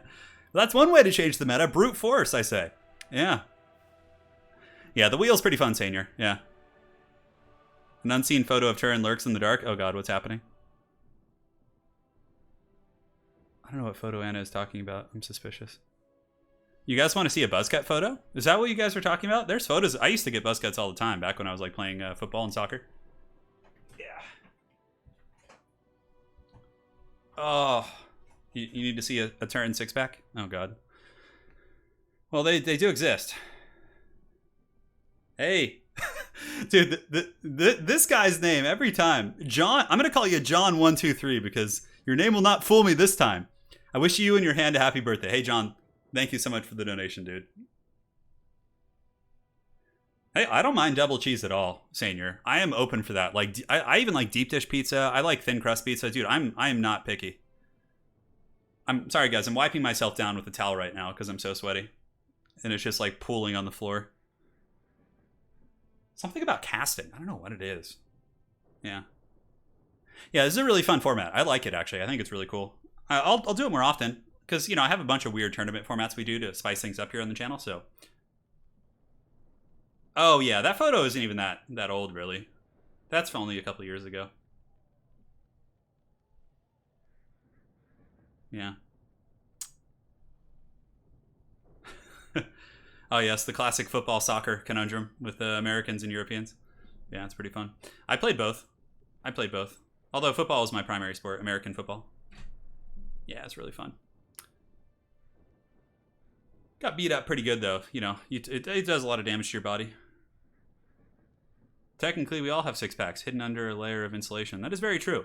You see, the thing is, my body's just preparing for the apocalypse, right? If things go bad, my body will have more fat to consume before it gets to the muscle. Yeah, well, I'm all safe from the fires. I live in a pretty, like, urbanized area. Like, there's a lot of buildings and concrete, so it's like, there's not going to be too much of a threat to where I live. Aside from just god-awful air quality, which is pretty much, you know, the case right now. Down Under Blunder. Everything's good, man. Hope you're doing well in the land down under. I was just listening to that song, who is it by? The Men at Work, or what is it called? The Land Down Under. I love that song. I don't remember the name of the group that does it, but Yes. Yeah, it's a great song. Damn, 1,100 people. Thank you guys for joining. Holy shit. We have a donation from Havik. So glad to see you back. Happy birthday, Bleed Purple. Well, I'll see what I can do, man. Thank you. Oh, I'm bleeding. Quarantine made me switch a 6-pack for a keg. Yeah, the keg is glorious for sure. All right. Yes. Banner rules are currently in effect. Gabo. Are we going to see some wild memes? Are we going to see some scheming builds? What is my favorite legendary lord? Yeah, I'm not sure. Is it Men Without Hats? People are saying both. People are saying Men at Work and Men Without Hats. Yeah.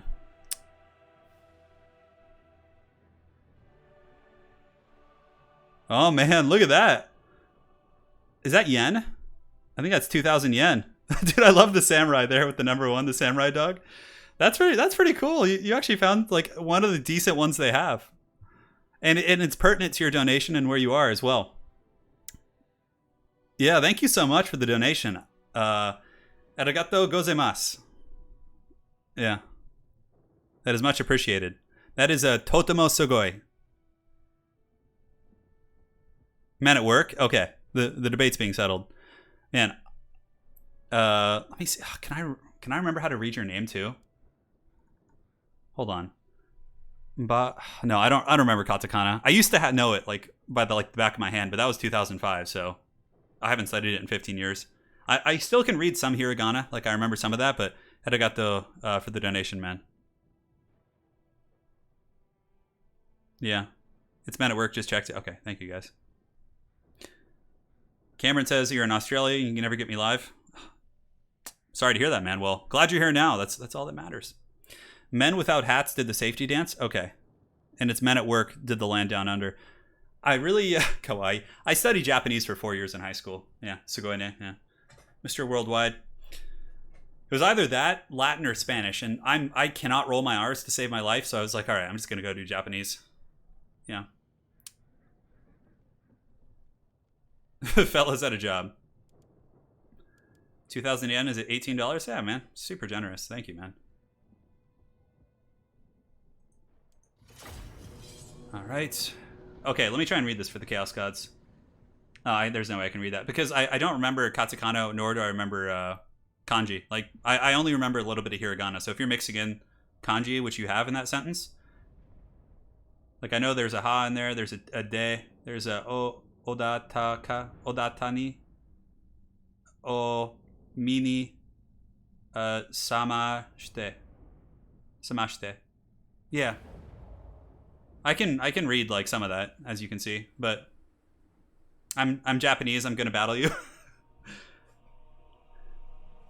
Yeah, you know, Kevin Robinson. We had a pretty trollish Latin teacher, so that was kind of the.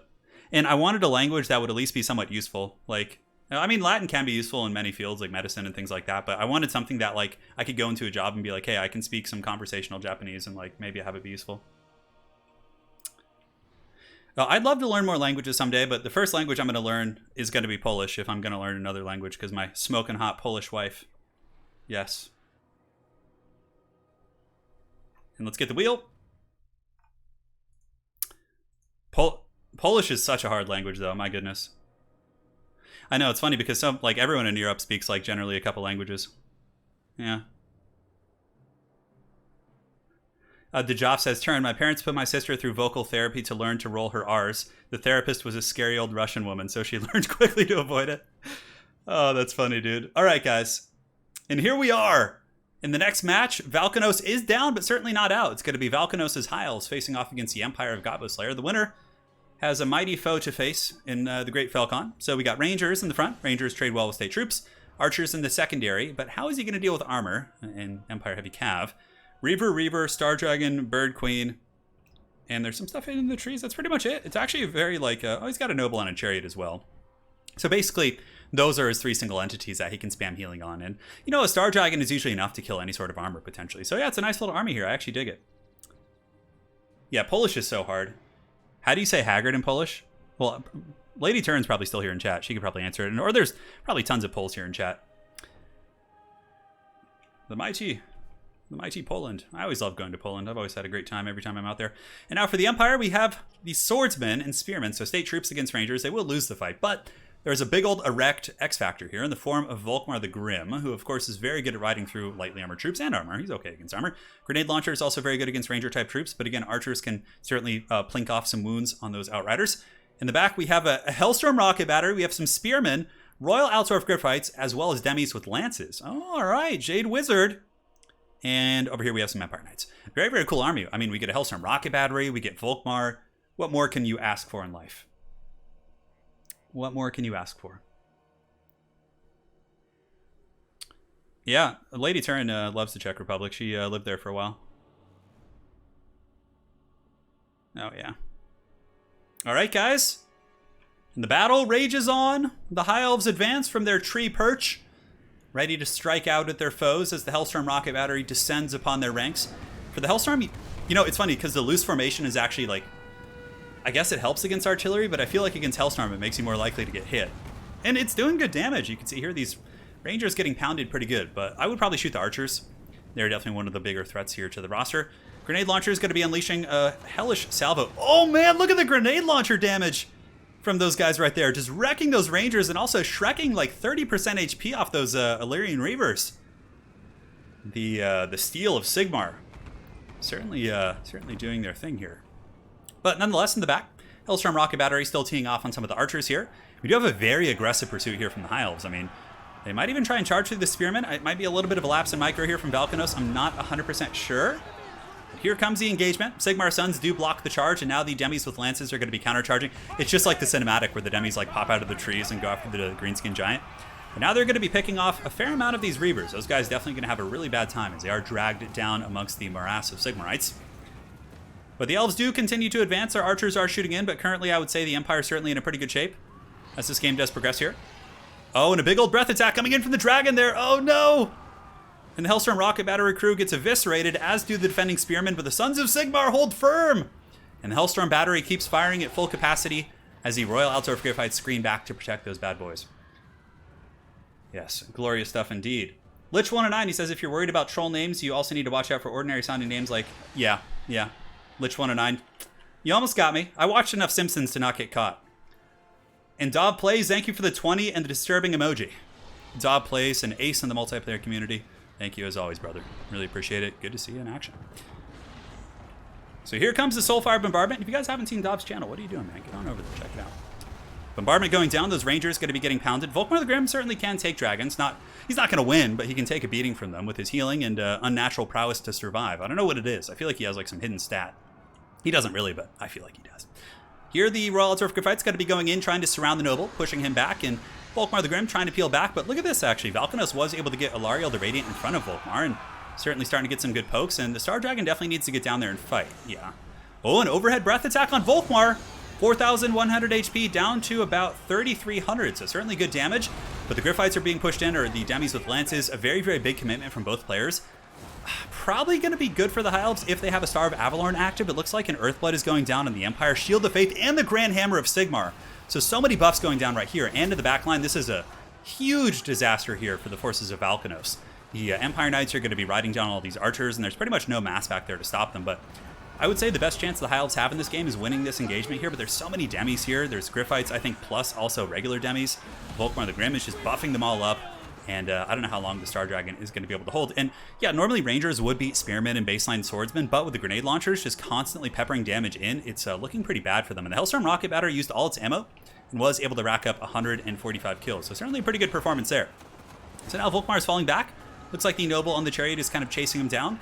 Noble Chariot, pretty good here. I mean, he does have, decent melee attack against Volkmar's very low melee defense and does also have good AP value, so he can put some poke there, but again, we will see how that unfolds. The Star Dragon, though, is facing a bit of a dire fate here as it is surrounded by the hordes of Spearmen and Demogryph Knights. It looks like Gabo Slayer is really getting some incredibly solid engagements here. And I think the Empire is slowly coming ahead in this game. Here comes some Empire Knights in the back, couching their lances for Sigmar, getting in there, balls deep, baby. Those archers are going to have a very bad time as they are sent to the afterlife, where perhaps Slaanesh will devour their soul, because I know Slaanesh hungers for them elves, or perhaps that's more of a 40k thing, but who knows. So, Star Dragon, you can never really count the High Elves purely out. If they still have a Star Dragon plus like Ilariel with her spot healing, Although it looks like the Star of Avalorn was a little bit wasted. I think he used it just to heal the Noble. He probably should have committed Lariel plus the Dragon, then used the Star to try and bunker bust that Noble, because the Noble now is just getting run over by the Spokes of Sigmar. There's few terrors in the old world as strong as the war horses on the altar of Volkmar, biting with their mighty maws and tearing down these forces here. So yes, that is it. Oh god, I just look in chat and I see Lady Turin is like sharing pictures of me. Oh god. What's happening here? Oh man. Yeah, so that was a little bit of a mistake for sure. Yeah, but it's an easy one to make because like there's two sides to that coin. If Valkano sends in the Star Dragon, like it might get healed, but it also might get trapped, which guarantees its death. So he had to make a bit of a tough decision there. It's not like as easy as it looks. So we have a dragon here. We have some archers reforming ranks, and those Empire Knights are more or less, I think they were dealt with some way. And the High Elf archers are now going to be reforming, and I don't know what you would shoot here. I mean, I guess you just start shooting the demis, because the Demogryph Knights with halberds, they do not have shields. The demis with lances do have shields, but yeah, you definitely want to focus those guys down. All right, so bombardment going down right there. Able to hit some of those spearmen. The Empire is certainly very scrappy here. The heavy cav going to be tough to stop. I think right now, perhaps Valkanos is saving up for some more heals. A good breath attack here could actually be quite devastating. Maybe like on the back of these Demogryph Knights while they fight the spearmen. And it looks like a breath attack's coming in. Is it going to do a lot of damage? Oh, that was a good one right there. Brings those demis down to a pretty considerable amount of health, but it looks like an Earthblood is going to respond to try and save those models. Lariel, the Everqueen, is now going after this Mage of Life. Certainly not a bad choice there. But some of the Empire Knights do spill into the back line once again. And they're being slightly contested by some Reavers, but they're definitely going to get a lot of kills on those Archers, which is going to be a little bit problematic for the boys. Hey, Clint Bob, thank you for the $20 donation. Really do appreciate it, man. Hopefully you're enjoying this wacky Wheel of Fortune tournament as we progress into the later hours of the day. It is definitely very hot. But it looks like that's going to be the death knell here for the High Elves, as the Demogryph Knights in Volkmar, the Grim, and the Hellstorm Rocket Battery, the Sunmaker, are able to bring the sun to the Aesir and claim mighty victory this day. Well played to both players, man. It was a good scrap. So now we can go ahead and update the scorecard here. Gobbo Slayer will advance on to face the Dark Lord Felcon.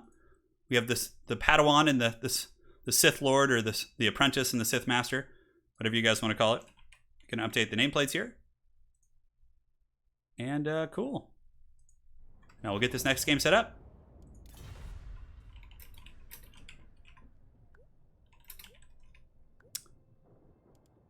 Okay, let's see what pictures Lady Turin is sharing.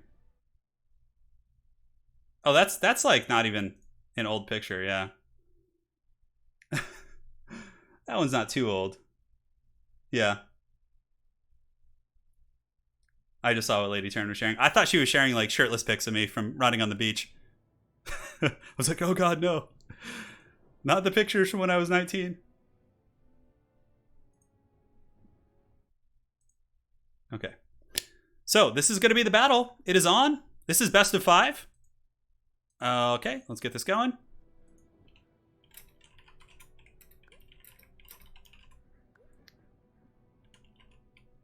Cool. So now we're going to be selecting Felcon's faction.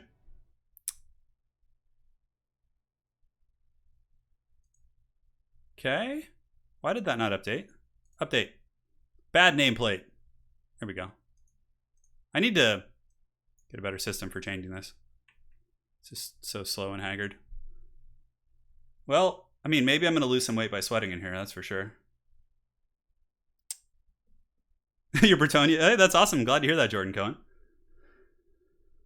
Oh, man. No, please.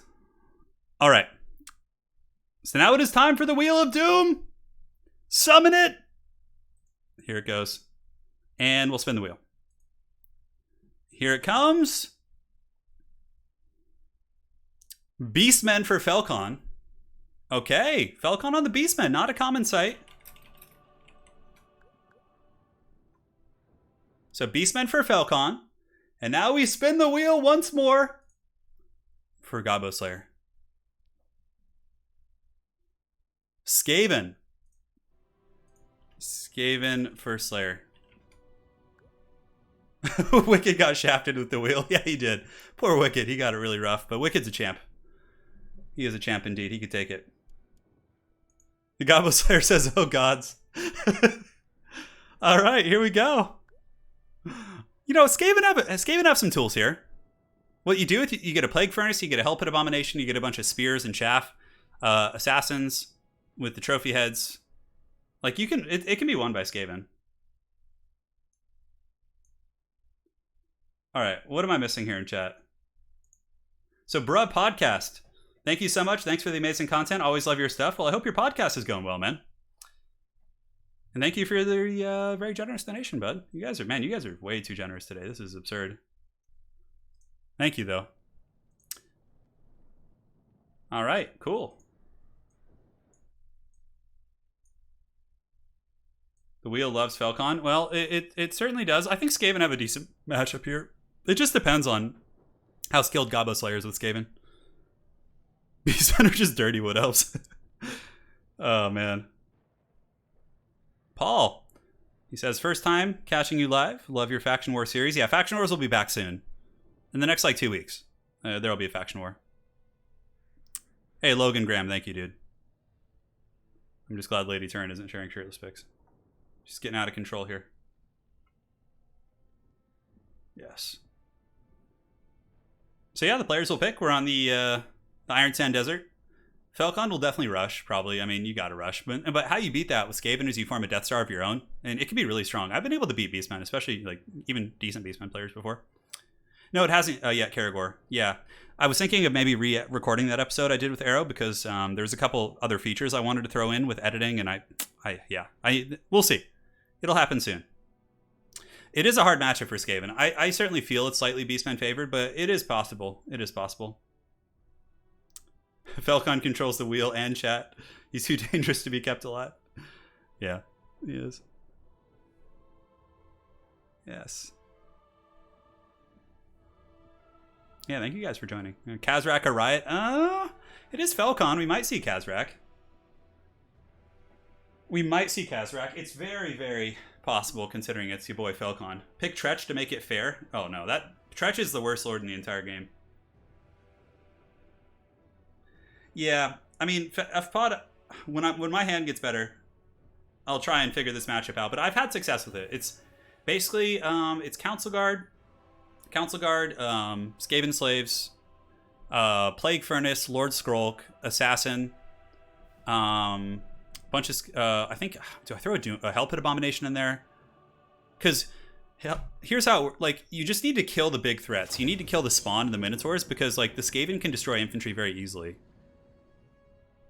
Gangsta Moo Crew, hey Turn, is it possible to sponsor a tournament? Yeah, you just shoot me a message on Discord and then we can coordinate from there. Yeah. Valkanos, it wasn't bad. It honestly wasn't bad. But like one of the big problems of Valkanos is your back line was like super, it just wasn't functional because like he got in there with like one Empire Knight and you didn't have any like mass back there to stop him from just basically giving the business to your archers. You know what I really like in that matchup actually are bolt throwers. Like using a couple high elf bolt throwers against Empire, it can be pretty good because it can like plink down Demogryph Knights. It can snipe their artillery. Yeah. Gangsta Moo Crew. Thank you again. And yeah, you just shoot me a message on Discord and we'll be dropping links to, if one of the mods in chat could drop a link to our a multiplayer Discord, that'd be greatly appreciated. You can message me in there. Yeah, I don't know who's favored in that matchup. I'm a little bit out of the loop though, guys. I haven't been able to play myself in like a month, so I'm just going off what I've seen. So, yeah, it's a tricky one. I like bolt throwers. I definitely really enjoy those bad boys. A wild tourney appears. Yes, it does. A wild Friday tourney. This is game 1 of the finals. I'm going to put him on a small map next. But what's cool is, you know, the players aren't getting their main factions, you know? So even if, like, they do get a faction, like, I don't know how much Falcon plays Beastman, right? Or how much Gobbo Slayer plays Skaven. It's completely random. It is completely random indeed. Yes. The next faction war will probably be, like, the first week of September. Yeah, that's what I'm thinking. I'm going to start scheduling it soon. Like, getting the players together and stuff. All right, guys. And now it is time. Falcon has, yeah, this is like a cookie cutter build against Skaven. Ungor Raiders to kill Ogres and Hell Pit. Spearmen is chaff in the front line, which are surprisingly good actually against Ogres and Hell Pits. Spawn to really just do most of the damage. It looks like it's going to be a wild... Oh, Falcon's going for the kill. There's no memes in this build. He's got a Bray Shaman with Manticore summoning, as well as the Bray Screamer right there. And for his Lord, what is he going to be rocking? Where art thy Lord, Falcon? Oh, look at this. Oh, okay, never mind. A little bit of memeing going on. Kazrak One Eye in the corner of the map. No, not the damn wheel. It's supposed to go away. Damn it. Well, you guys get the picture. All right. Let's go over the armies one more time. Spears, Ungor Archers, Spawn, some pigs, classic stuff with the good summoners, and it is going to be Kazrak One Eye. Guys, it's a Skaven game. There has to be a will. Kazrak in the corner is probably the biggest weakness in this army, because Morker is what makes it really, really oppressive. And now for the forces here of the Skaven, it's going to be Skaven Slaves. It's going to be Skaven Slaves and just basically chaff, a couple Ogres for mass. A very interesting choice here, bringing Mortars. I definitely wouldn't think Mortars would be good in this matchup because they're not good at killing Spawn, and Spawn are your biggest existential threat. However, the Mortars will kill Archers and Spearmen, so maybe you clear out the Beastmen chaff and you just wear down the Spawn with your Skaven Slaves and Clan Rats? That could be something. That could be something, who knows. But for his Lord Kit, he's got a Gracier Plague. He's got a Gracier on a Furnace here and an Assassin as well. It's a good build, honestly. I like the principle of the build. Mortars kill all the infantry, and then you just swamp the Spawn who, without supporting spears on the ground, are very, very squishy. Yeah. Yeah, so we'll see. Somebody saying Falcon needs that $50. His rent is coming up. Holy shit. Clint Bob 91 coming in with the steel chair. Clint Bob says, tighten up, bruh. I will. I'm going to tighten up. I get in shape. I'm going to have a Turin training montage here on the channel. You guys want to see that filmed? Clint Bob 91, thank you for the $100 donation. I don't know what to say, dude. You guys are just murdering it today. Clint Bob, that's your second or third donation today, too. I think for Clint, we need to have a training montage. What are they saying to me? Let's crump some rats. Wait, let's crump some rats? What? You're the rats, dude. No. You're not crumping the rats.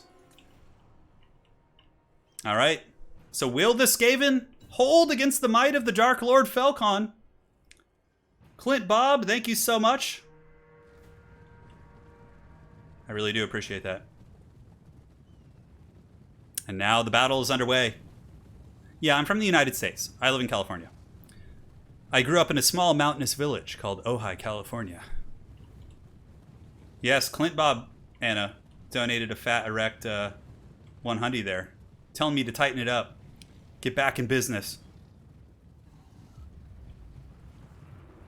I know, it's a thick one indeed.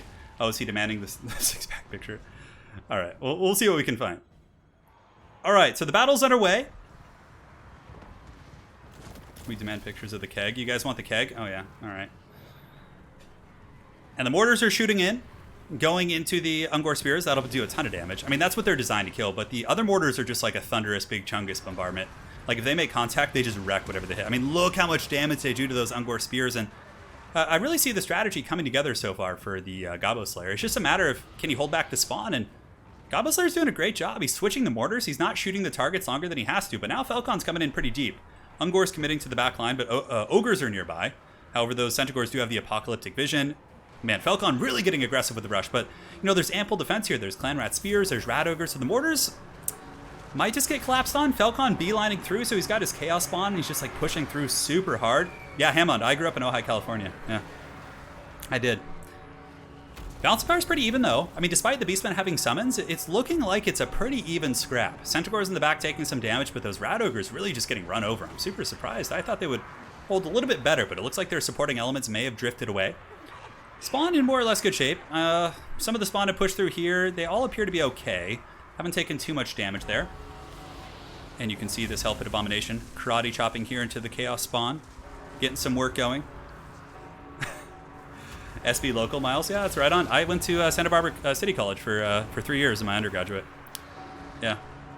The big Chungus bombardment, yes. So it looks like the Beastmen are slowly starting to kind of get a lot of damage here on the Skaven army, but, you know, what the Skaven need to do to win here is they need to centralize their forces. If they're spread out, you know, they have, you know, mortars here, a great Plague Priest here, they have some infantry here. Like, they need to be stacked in like one massive erect blob. Because then if the beastmen come in, no matter what they send in here, they basically have to use the they have to run into the Mortis Engine effect from the Plague Priest, which is really strong against Centaurs, against all these kind of chaffy type infantry. Now, something else to also remember is the beastmen are using Manticore summons, and the Manticore summons, are a false inflation to the bounce of powers. You guys have heard that about a million times. Oh, the dreaded 13th spell! I didn't even see that. Oh, those Storm Vermin are going to pile in here, and they'll actually be really, really good against the spawn, but I don't know if the Grey Sierra Plague is going to get away. He's kind of stuck here. He should be able to pull back. Yeah, looks like he's wavering right now. He's actually terrified. He's not immune to Psychology. The Plague Priest is nearby as well. And look at this, the Storm Vermin are actually piling in, and they're going to be exceptional against those Chaos Spawn. And, if the Gabo Slayer can actually save his Grey Sierra Plague, keep this Mortis Engine Furnace here and wear down enough of these spawn, he could be in a position to get back into this game. A couple things, maybe he should have had his army a little bit tighter. Yeah. Oh god, what is Lady Turin linking here? Oh no. Oh god. Well, anyways. But the Clan Rats are now going forward. The Storm Vermin as well. But the Storm Vermin are a temporary summon. Falcon is going to be piling in to fight though. And, oh, this is bad. This is a big mistake here. The Hellpit Abomination gets fully surrounded by all these spawn and pigs, and you can see it's trying to pull out right now. Yeah. Oh man, I think it's going to get surrounded here. Oh man, tricky stuff. Skaven coming in once again. They still do have the Plague Furnace. Oh, and a nice Scorch effect going down from the Gabo Slayer. It's actually a pretty contested game, though the balance of power is Beastman favored. Like, if the Hellpit Abomination hadn't been trapped here, maybe, just maybe, the Skaven could have stabilized. But the problem now is the Hellpit Abomination is going to run, and a player like Falcon, who's got that predatory, competitive sense, isn't going to allow that bad boy to get away, that is for sure. Plague Furnace is still draining, though. Hellpit Abomination is running. It might get a proc. It looks like another Manticore summon is active. Falcon's probably going to get that Manticore summon right here and actually use it to chase down the Hellpit Abomination. What do we still have here? Clan Rats. This is honestly a really, really well-played game by Gabo Slayer. Just a couple small mistakes about having his troops too far apart and maybe letting the Grey Seer take a bit of unnecessary damage in that engagement when it could have pulled back. But aside from that, he's played really, really well. But I think the Beastmen are going to take command because, there's too many Raiders here. The Raiders are going to be able to wear down the Plague Priest. The Assassin is going to get surrounded, and the Pigs are going to charge in as well. Manticore is going to come in, probably be able to tear out this Assassin or at least push him off. Another Rat Summon coming in. But, yeah. That is that. I look over in chat every couple seconds and I see Lady Turin is linking pictures. I'm like, oh god. But Clint Boy has earned it with that donation. You guys. Oh god. Well, there you have it. Falcon up 1-0 in this best of 5. Let me see what dreaded picture she's sharing. Oh god.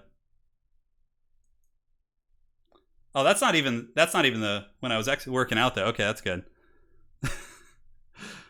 I thought Lady Turin was showing the one where I was carrying a surfboard across the beach.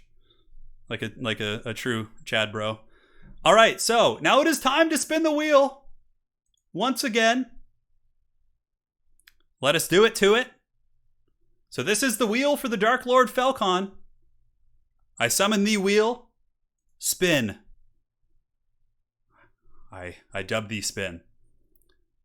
Okay, he can't get Beastman again. We have a rule against that, so we got to spin the wheel again. All right, round 2. And Falcon is going to get the Tomb Kings. All right.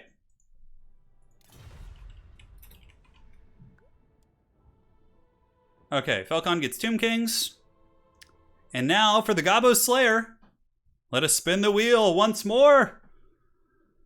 And it's going to be Greenskins. Oh, okay. This is a workable one.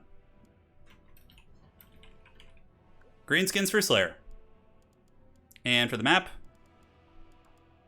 we will... Falcon says for real. Oh, man. We'll do the Northern Chaos Wastes. All right, excellent. Oh, she posted that one too? Oh, God. Oh, God. Oh, man. All right, let me get rid of the wheel before I forget, because it's just been a circus.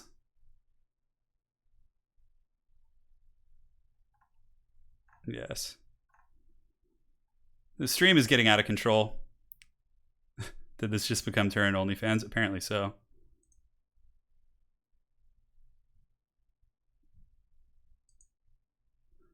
All right, guys. Are you still plagued by student loans? Not really. I have them almost all paid off. No, it's 1-0 right now. Gabo Slayer hasn't beaten Falcon yet. That was the first game in the best of 5. Gabo has been practicing greenskins lately. Oh, good to hear. No, but when I came out of college, I probably had about $15,000 in student loans, and I think I owe like 4 more or something. I'm almost done paying them off. Yeah. It's really not too bad. Because I didn't go to like, I went to a city college to do my undergraduate, and then for the last 2 years of college, I went to a Cal State University, which isn't that expensive. So, all right.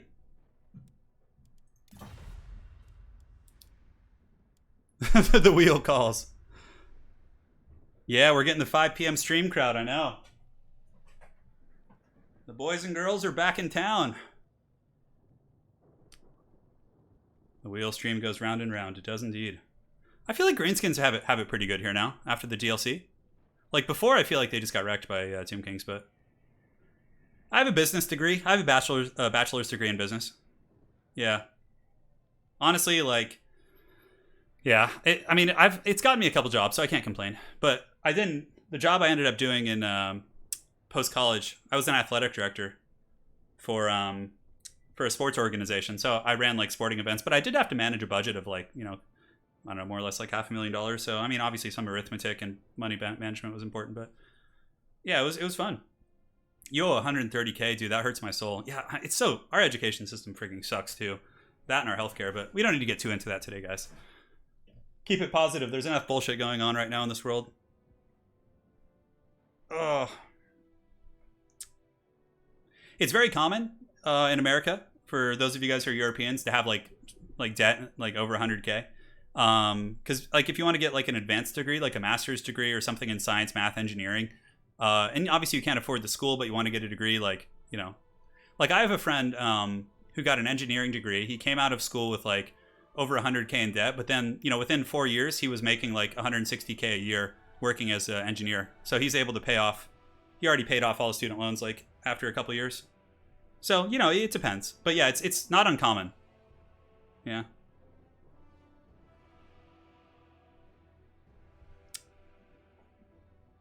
Yeah, the business degree was fine. I've had a really eclectic set of jobs. Like before my first job out of college, I was a staff writer at a newspaper. My next job after that, I tried to start my own marketing and PR company, and that was afloat for like 6 to 8 months. And I was breaking even, but I wasn't having as much success as I wanted, and I kind of lost interest in that. I didn't really like it. So then after that, I started working for a major sports nonprofit organization. And I did that for about 3 years. And then I started doing YouTube full time. That's kind of the whole story there. Yeah. I know, it's really gross.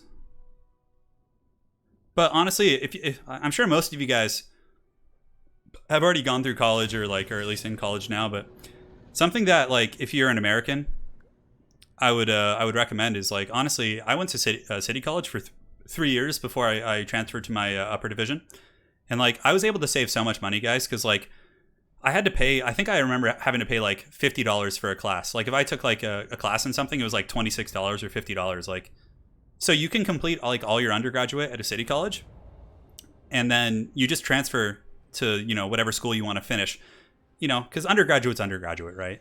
And it was a really good decision. Like I didn't come out with much debt, and I even lived in the dorms for a couple years too.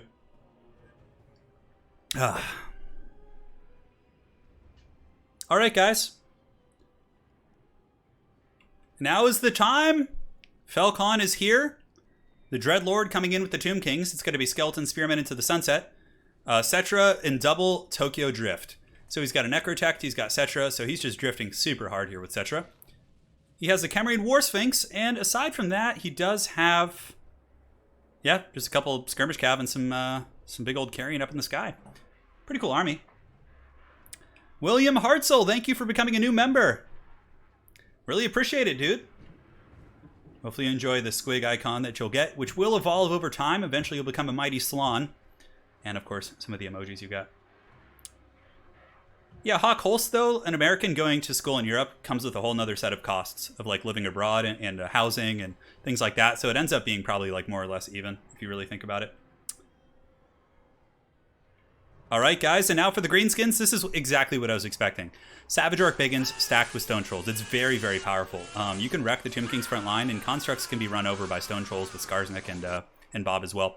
So it's going to be Stone Trolls. It's going to be an Orc Shaman with Brainbuster and Here We Go. It's going to be Bob with all of his goodies. Some Spider Riders, Skarsnik to try and rampage some big targets, which if Skarsnik can rampage like some of the Necrotechs or some of those characters, that could be incredibly valuable. So yeah, I went through the CSU system, Cal State University. It wasn't that expensive. Yeah, it was really good. Yeah. It was good indeed. Yeah. I know, the college thing. It's bringing us down. But guys, let us now focus on this glorious battle at hand, Game 2. Who will the wheel smile on this day? Falcon saying, for people unfamiliar with the matchup, that's one of the only greenskins unfavorable matchups. Interesting. All right. So we'll see if the Gobbo Slayer can pull this one out. I've always felt like it's a decent matchup, but I mean, Tomb Kings for a long time have been good against greenskins. It's going to be interesting to see the triple chariot with the double Necrotech plus Cetra on the chariot as well. Yeah. I can't remember if the Necrotechs count as, on the chariots count as SEMs. Because you're allowed to have 5 single entity models in total, but the Cambrian War Sphinx, you're only allowed to have 2 rare ones, I think. So the rare ones would be Cetra plus the Cambrian War Sphinx. I don't think the Necrotechs qualify as that. But it's something we can check after the game. Yeah. And now the battle is on. The horsemen of the old world, Nehakara, going to be marching forward in the greenskins with their dreaded blob here of Stone Trolls. You know, really, he's just got to make sure Bob doesn't get rampaged. Or killed, excuse me. He also has to make sure that he can get some good rampages. Like, if you can wear, not Cetra so much, but like if you can methodically pick off those freaking Tomb Princes, that's going to be super big value. He needs to make sure he has some mass, though. Those chariots are going to be super destructive against the Savage Orc Biggins. Like, super destructive. Yeah, so you really got to watch out for that. They don't, pretty sure, yeah. It's not a rule breaker, nobody cares. So here the Skeleton Horsemen Archers are shooting in. A little bit of returning fire and a Brainbuster going down. Wow, nice Brainbuster there from the Gobbo Slayer. Able to get some brutal damage here against these Skeleton Horsemen Archers. That was really, really nice, man. Bread was buttered indeed. But yeah, now what Falcon's going to do is Falcon's going to get his mobile assets, come up and over the top, and what... Yeah, you can't let that happen. I mean, Goblins getting run over is fine, but if they start to get into like Savage Orcs and like nastier elements, that's going to be really, really gross for sure. Carrion are basically just lurking. The Carrion are just going to wait for Goblins to break off and just run, and then they're just going to chase them off the battlefield. I think that Gobbo Slayer needs to advance and get his Savage Orcs in combat with Skeletons and different troops like that. He needs to push the tempo. The longer he plays this kind of skirmishing, kind of kitey trolling game, the worse it's probably going to be for him. Granted, Stone Trolls are happy here. They have Bob nearby. Bob is going to give immune to Psychology, so all these Stone Trolls are immune to Psychology. And hey, that's a really, really good Spider to Bad Moon. And honestly, Falcon's going to need to retreat from this. Greenskins are going to get some probably some good value in this trading here. And it looks like one of the Tomb Princes is trapped. If he can get it below 80% and then rampage it, that could potentially be a free kill. Also here, we do have the Cambrian War Sphinx. He's a little bit trapped up by the Stone Trolls. You can see one of the Stone Trolls is like kind of blocking his escape. But yeah, you got to capitalize on this Tomb Prince. You can't let that thing escape. Bob comes in like an absolute champion. Look at Bob! But this is very cool, but it's also potentially a misplay. Because if Bob gets 3v1'd out here, that could lose Gobbo Slayer the game. And honestly, Gobbo was having some really good trading. Like, he took some HP off these characters, and yeah, this is pretty disastrous. Bob is like a really essential part of this build. And it looks like he might be able to get away. He's pulling back at around Gobbo Slayer with a really good interference. So he pulls in the Spider Rider Archers to muck up this force. And let's see if he can get Bob away. Bob is pushing on that pig. He's pumping that pig up to 11 here with that speed. But Cetra's on the hunt as well. Oh my god, that greenskin blob is so ugly. Look at that. Gobbo Slayer definitely should leave some Savage Orcs just to cut through the Skeletons. Like, if you could kill all of Falcon's ground support and just leave him with the big monsters, I mean, you might as well kill what you can. Because chasing chariots isn't going to win any beauty contest. Granted, this chariot could, you know, potentially be in danger here. We haven't seen a Skarsnik rampage. It looks like a Brainbuster going down over here on the Archers. Certainly not bad. And now he's going to be turning around and fighting. He's staying in a very tight blob, which has its ups and downs. Impact damage from chariots and bombardments will be really nasty. Looks like there's going to be some sort of witchcraft going down here. Oh, get back here is active. Ooh, desiccation. Really, really good. That is nasty. The Greenskins now have, you know, an okay fight. They're fighting some Skeleton Spearmen, but the problem is the Chariots are able to just get in and out, in and out. We really need to see Skarsnik Rampage be utilized here, and there's a pretty good target for it, honestly. That Tomb Prince, like, if you could get Skarsnik plus Bob to go after the Tomb Prince while he's Rampaged. And Here We Go is actually able to counterbalance that with the wall mechanic as well. Rampage, certainly not bad there. Yeah, the Incantation of Desiccation, getting some fat DPS. Bounce of Power is somewhat even, actually, believe it or not. Like, all the Skeleton Spears are more or less gone. Savage Orc Biggins are just lawnmowers. 92 kills here. Going to be able to cut through those guys pretty quickly as well. So a lot of the supporting chaff is pretty beat up here, but again, keeping Bob healthy is super important. And yeah, we need to see a Rampage right now. Use it on this Tomb Prince. I mean, you can go after Cetra, but he's really hard to kill. I would probably go after the Tomb Prince here. He does have the Guardian ability as well, if I'm not mistaken. Yeah, he does. So getting rid of that will help you kill the other targets as well. So Stone Trolls are still fighting. Bob is keeping him active. Spider to Bad Moon here is actually really good. Okay, so he Rampages the Kemrian War Sphinx. And he's getting some big damage in there. Bob is kind of pulling back. Very, very good play there from the Gabo Slayer. Needing to be a little bit more conservative than a Greenskin lad usually would be. Stone Trolls are still fighting. Some of them are pretty close to breaking. It's not going to be due to leadership, though. It's just going to be, well, it will be leadership, but it's not going to be due to terror routes. And it looks like the Tomb Kings, though, they took quite a bit of damage in that engagement. I mean, Tomb Prince is very low. Necrotect is very low.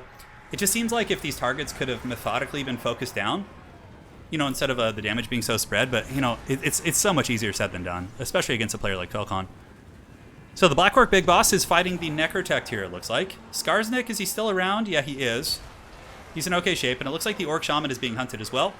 And this is a pretty big disaster. The Stone Troll's running for the hills like this. Felcon just such a solid player. He's not going to let those Stone Trolls get away. He's just going to chase him down with the Skeleton Horseman. Nice little bombardment going down right there. And it looks like Skarsnik trying to get in and do a damage he can against the Imperishable One. The Necrotechs are all so low. Gabo Slayer, again, put up a good fight. Like, obviously, I think maybe his best chance was a slightly more efficient Rampage somewhere, but really he did a good job. And that's going to be game. That is going to be game. You know, but even though some of the matchups might be unfair, it's like forcing people into matchups that are tricky. But it seems the wheels have been very kind to our Lord Felcon here. And that is going to be 2-0. It's best of 5, so potentially the last game here. All right. So let us go ahead and do Pillar of Bone. Structure rules, apparently. It would appear so. And now, ladies and gentlemen, the Wheel of Doom appears once again. And let us go forth and prosper. Live long and prosper.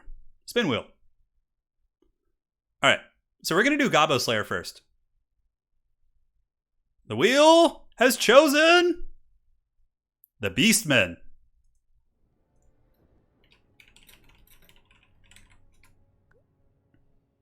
The Gabo Slayer gets Beastmen.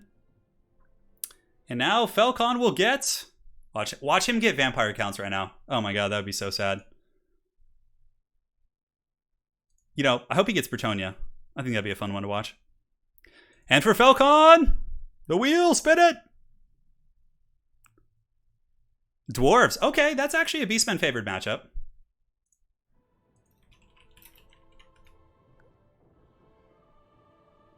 And Felcon gets the Dwarves. All right, so I do think this is a Beastman favored matchup.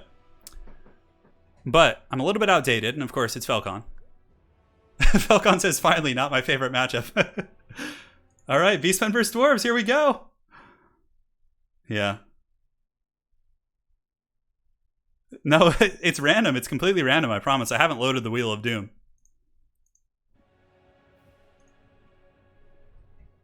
Bro, you guys see this? Gabo Slayer doesn't even own the Beastmen. That's so funny. I've never seen that happen. Guys, Gabo Slayer doesn't even own the Beastmen. Oh my god, that is so funny. Wow.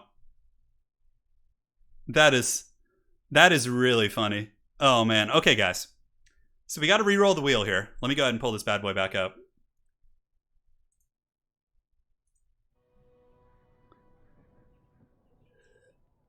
Having some water real quick. All right. Poor Beastman, just not even being owned here. All right, so let's go ahead and re-roll. Let me find the button here. Spin the wheel! He's going to get punished for this, watch. He's going to get someone that's terrible against dwarves. Okay, never mind. He gets like the most favored matchup. High elves are so good against dwarves. Falcon says rip. Oh man! All right, I've seen this matchup won before. I played Gabo Slayer's High Elves with my dwarves and was able to win in a King of the Hill. So if I can do it, I'm sure Falcon can. Yeah. Someone give that man Beastman. Oh man. Yeah, Beastmen are decent in multiplayer. It's the DLC definitely is like not worth it for their campaign right now. I love playing Beastmen in multiplayer. Yeah, they're fun.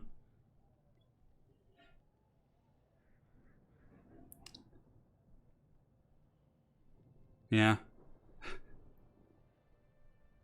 All right, guys. It's going to be High Elves versus Dwarves. It's winnable. Dwarves can win this, guys. But again, the thing is, what's cool about this format is Falcon's not like a main dwarf player, you know? So he's forced into a tough situation, which, if he can overcome it, will be all the more impressive. Poor Gabo Slayer not owning Beastman. Gabo Slayer's really good. He's a really good player. He's beaten me countless times. All right, guys, let me go get some water. Chat.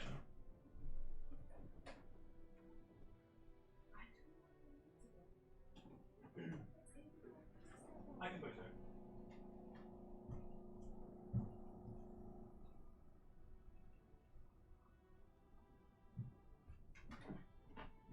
I wanted the dwarves. Lady Turin saying hello to chat. Sad beard noises. All right. Some delicious water. My goodness, it's so good right now. All right, so I'm back. Looks like everything is good here. 2-0 right now. This is Gabo Slayer's chance to come back. Definitely not true, Mike. I haven't uploaded one of my games in quite some time. We could add in sub-faction sometime. That could be pretty funny too. Yeah, I don't know. Maybe I'll add in sub-factions like Sartosa that have like their own unique flavor. Because like some factions are just like a nerf, you know?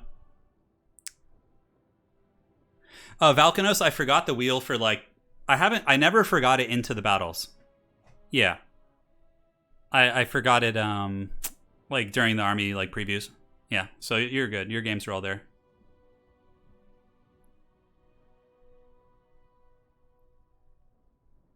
Yeah, life is good, man. They've wronged us.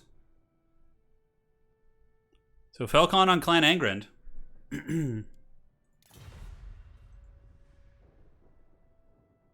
Should be interesting on such a bad map for you.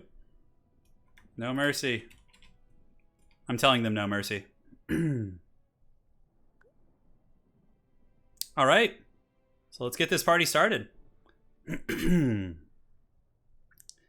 Sub-factions only? Yeah, we could do like a sub-faction only event or something. It could be interesting too. Yeah, Sartosa and Nagaraith both have unique units. Avalorn could be good as well. Yeah, like all those things could be quite nice.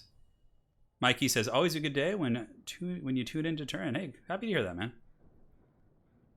Happy to hear that. So this is a pretty massively favored matchup for the High Elves, but the map is also very good for them. It's close quarters, so the dwarves can't really utilize like a lot of open map to try and like use their artillery to pound the chariots and things like that. It's very much going to be down to it really, really quickly here. So, but yeah, it'll be cool. I mean, usually you wouldn't see this in tournaments, so now we get to see it in action.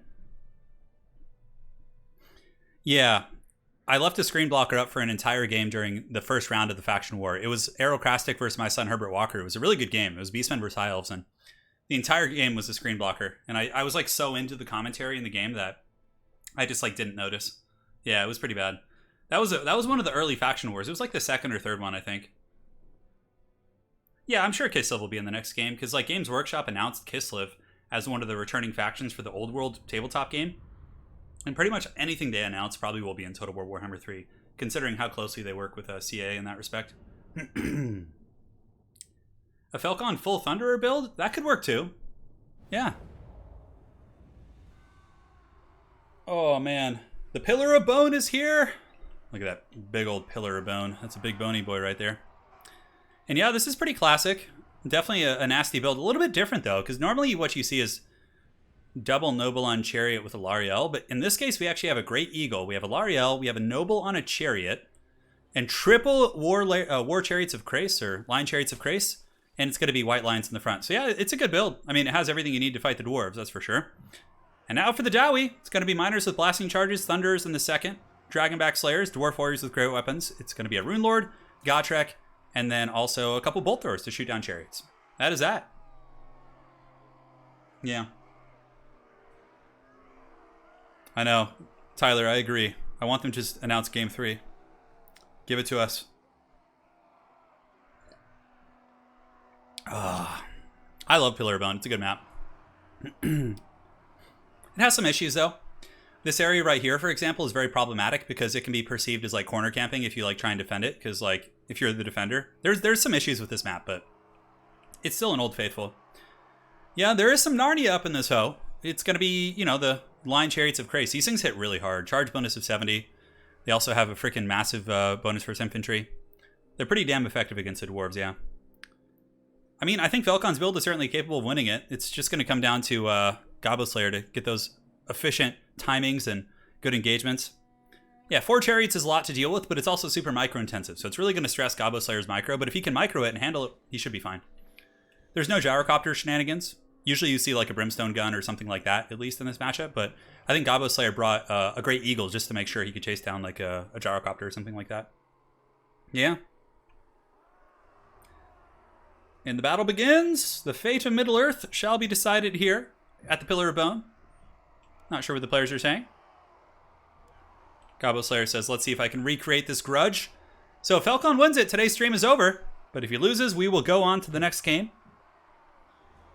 And life will be good. Yes. Life is good indeed. I honestly think Warhammer 3 will come out in 2021. I think it'll come out sometime like in the summer or the spring would be my guess. I think we'll get an announcement before Christmas, and then like 4 or 5 months after that, whenever that is, it'll come out. That's just my guess. That's what I'm really hoping for. So the Hiles are advancing. A good defensive posture here by Velkon. Certainly some good flanking opportunities, though. You could come up and through here. You could come up and over here if he wants to, but it looks like the chariots are just going to overload one side. I really like the layering, though. You can see he's kind of playing it like Vampire Coast, how they do their gun lines. Sorry, guys. I thought some dish cracked in the kitchen, but then again, I just might have dropped something. Oh, I thought something crashed. She's throwing dishes angrily. This is a good play here, though, by Gobbo Slayer. He's pulling these chariots like up and through this terrain, which is going to make the bolt throwers a lot less effective. It's also going to be very tough to kill the noble on the chariot with Star of Avalorn. Oh, look at this. He actually brought Tempest, too, which is a very good choice. If you guys are playing High Elves against Dwarves, you should always bring Tempest just to shut down Gyrocopter play. It's like, it's game-winning, like 100%. So here come the Lions. Blasting charges definitely will be coming into contact. It looks like he's pulling back the White Lions a little bit. I think he's just going to back off and wait until the chariots are in position, which is a very veteran play. You want everything to collapse at once, so there can be a big old like threat overload, to say the least. But yeah, here it comes. Blasting charges on the White Lions. It's not going to be too devastating, but Velkon's going to pull back. The Lions are faster, 33 speed, but he's pulling them back into gunfire, which is very, very solid for sure. So here come the White Lions all across the board. Now the Chariot Blob is going to be descending into the Dwarven ranks, actually getting into the Bolt Throwers, but Gobbo Slayer, he needs to get into the Thunderer lines. Like, that's the most important thing. Although it looks like instead of going for the back line, he's going to opt to try and crump the front line of the Dwarves to allow the White Lions to penetrate that much quicker, which is certainly a viable strategy, but the downside being is that this Thunderer line is going to be able to shoot pretty balls deep, at its leisure, basically. Although they're slightly obstructed, it looks like, having some trouble ripping some shots here. One Great Eagle is going to be jumping into this gun line here, and it's only a matter of time before the White Lions get back there, and that's when things become really, really nasty for the Dwarves. So Dragonback Slayers are embroiled in conflict. One of the Lion Chariots of Crace is actually very, very beat up, so that's a really, really good start here for Velkon and the Dowie of Clan Angren. Here comes the Lion Chariots of Crace going into the side of these Dwarf Warriors. We have the Eagle in the back as well, jumping on the Thunderers. And yeah, the Chariot Squad is getting in there, but they're taking a lot of fire in the process. I think it's about time for a heal. Maybe a big Star of Avalorn to heal these 3 Chariot units would be very, very impactful. But yeah, that's the thing. Like, there's so many threats in this matchup. There's so many threats. You have to worry about losing the infantry fight. You have to worry about the chariots just running through your low mass infantry. It's just so many nasty engagements. Pigeon Queen just going after these guys over here. White lines have gotten into the back line, and it looks like the Thunders are in bad shape. And the Star of Avalorn, interestingly enough, being used right here, and it looks like he's going to be pulling some of the chariots into it. Okay, that's good. So it will at least heal that noble a little bit, but a little bit of a... not the most efficient Star of Avalorn, but I don't think it matters too much. The Dwarven lines really are collapsing. White lines are losing in some areas, but this whole flank collapse is just very, very gross. If he kills the Thunder units, he basically wins the game. Like, that's the only thing that can really stop the chariots is the Dwarven powder. That's also kind of one of the angles about gyrocopters. Like, if you go for, like, triple gyrocopter, that could be really gross. But, oh no, this could actually cost them the game as well. The Pigeon Queen is getting pounded with firepower. She's at 17 leadership. She's at 15. She's trying to get away. Gotrek is on her tail as well. That could be really, really bad if she runs off the edge of the battlefield. And she might... it's actually kind of far when you zoom out. Okay, there's plenty of room, but that is going to give the dwarves a fighting chance, to say the least. To say the least. Now the white lines are in the back. The chariots are still going strong. Here we have 2, 3, 3, and the noble. So the only thing that's really been lost is one chariot model, which is pretty rough. And now also the bolt throwers are going to be getting attacked in melee relatively soon. The white lines are also continuing to pour in and really cause a lot of disruption. Yeah, that's... losing a Lariel like that, that was a huge misplay. Oh, she's wavering. She comes back at the edge of the battlefield. And Gabo Slayer is able to rally her. That is really big. That gives the High Elves a pretty substantial advantage, I would say. If she's able to come in and heal all 3 of the chariots, that could be huge. Oh, but look at this. A Rune of Wrath and Rune going down, and Gotrek is hunting down the Noble. He's confident. Certainly took a little bit of damage there, but yeah, that's big. Also some Thunderers in the distance. I'm telling you, the way the High Elves have to... what he has to do to win this matchup is he has to kill all the Thunderer units. Those are the only things that just wreck this build, like, hardcore. On top of that, Gabo probably wants to make sure he's juking with Alariel if he can. Certainly a Star of Avalorn right here would be pretty strong if he could make sure to hit his Noble. That's, like, one of the more important aspects as well. White Lions are getting a little bit thin, actually. The Slayers and Gotrek and some of these characters are starting to thin out them numbers. But the flanking Thunder shooting unimpeded in the distance is actually appears to be causing a bit of a problem for these guys. So here comes the chariots. The Lion Chariots of Krace pouring in once again. Narnia certainly is pleased. And those Thunders are offline. Now he's going to be jumping into this Bolt Thrower to try and protect Alariel. This would be a prime healing spot right now. Just get Alariel in there, Star of Avalorn, butter that bread, call it a day. That's going to be really nice. So the chariots are circling once again. Definitely going to just go over here, probably finish off these gun units, I would imagine. Falcon saying, let's try this. And honestly, he's doing a pretty good job. But now that I think that the High Elves have been able to centralize like this ugly Death Star here, it's going to be really tough for the Dwarves to deal with it. But Falcon does have spread out shooting, which is pretty effective. Those Thunders pounding into the Everqueen here. Just pounding into the Everqueen. Yeah, but the Dwarf guns definitely in some trouble, like I said. We have one unit here, one unit here. I mean, the thing is they're all more or less here, but they're just super damaged. Although still a somewhat healthy model count. But yeah, this is what you do. Honestly, for Gabo Slayer, what wouldn't be a bad idea would be to grab like 2 of the healthy chariots and just like go do something else instead of having all 4 in one spot. He could probably cover a lot more ground. Yeah. Than if you were just to kind of sit here and take care of this. Hovik donated $5 and says the bleed purple thing was supposed to be an emoji. Don't bleed, turn, don't. I won't. I'm good. My surgical wounds have since closed up, so I think we're good in that department. So the birds are attacking the miners. The chariots definitely need to just shut down the Thunderers, man. That's the only way Falcon's going to get back in this game. Balance of Power is actually going into the favor of the High Elves, but if Gabo Slayer has some misplays and doesn't attack the right targets, Falcon certainly could get back. Like, one really good Thunder volley to really like pound down on those Warline chariots could be really punishing. But the fact that Falcon has these 3 gun units online, plus maybe a Rune of Wrath and Rune at this point in the game is very devastating. Like, I think there was a Thunder unit lurking over here somewhere. Yeah, this one needs to be taken out. 30 models is a lot of shooting. Like, these 2 chariots probably just go over here, kill the Bolt Thrower, kill this one, and then have these ones collapse on these ones right here, and you basically just, you know, cover all your bases. Falcon did take... Falcon is not playing High Elves. Falcon is playing Dwarves right now. And he did take Star of Avalorn. I believe he's used 1 charge, so I still think he has 1 in his back pocket here. Alariel taking a little bit of poke. She's able to juke some of those shots, not intentionally, but she's going to pull back now, and now these chariots are going to scream over here on top of the Dwarven Thunders in the distance. Make sure those guys don't come back. We also have some White Lions of Grace coming back, which is certainly good for the High Elves. It gives him something that he can like chase off Dwarven units with, and he doesn't have to allocate chariots to deal with those threats. Here comes the spinning wheels of doom. Charging in. They do hit that bolt thrower crew, but there's going to be a lot of fire coming from downtown. Is he just going to last samurai this and just go straight down the pipe? That's one way Falcon could get back in this game, that's for sure. Looks like he's trying to focus down the bolt thrower with all of his might. And here, looks like those guys were taken out. There's going to be an Earthblood going down, which missed one of the chariots, unfortunately. So another little misplay right there. Not going to cost him the game by any stretch of the imagination, but yeah, the bolt thrower crew, definitely send your white lines to go chase that off, because if they come back, it actually could be a little bit tricky. And now the noble's getting pounded. I mean, Falcon might be able to scrap his way back in the game. There was a lot of opportunities for Goblin Slayer to get into the gun line, and I don't know, maybe this one chariot's going to be able to finish the job. That noble may or may not come back. 500 HP is still something. And man, the lion chariots just do so much damage. Look at these freaking lions. Just roaring as they run through here. Roaring and doing some fat, thick damage. Grombrindle is often a common pick for the smoke bomb, but the Rune Lord is also good. You know, he's got the Rune of Wrath and Rune, which is really, really good. And yeah, I think that seals the deal for the High Elves. He was able to get into the gun line there, so very well played to Goblin Slayer. He shut those bad boys down, and that Noble is gone. All right, that's big, though. Getting rid of the Noble here is quite juicy. You have to remember Gotrek is still here, too. Gotrek's going to be an unholy pain in the ass to take care of. I mean, the Chariots perhaps could deal with him, but, like, I don't know. Here comes one bird in the back, the Great Eagle jumping on the gun pieces. And there's still a Rune Lord. I mean, the Dwarves aren't out of this yet. It certainly favors the High Elves in this position. But, yeah, just chase off all the Dwarven missile pieces, make sure they don't come back.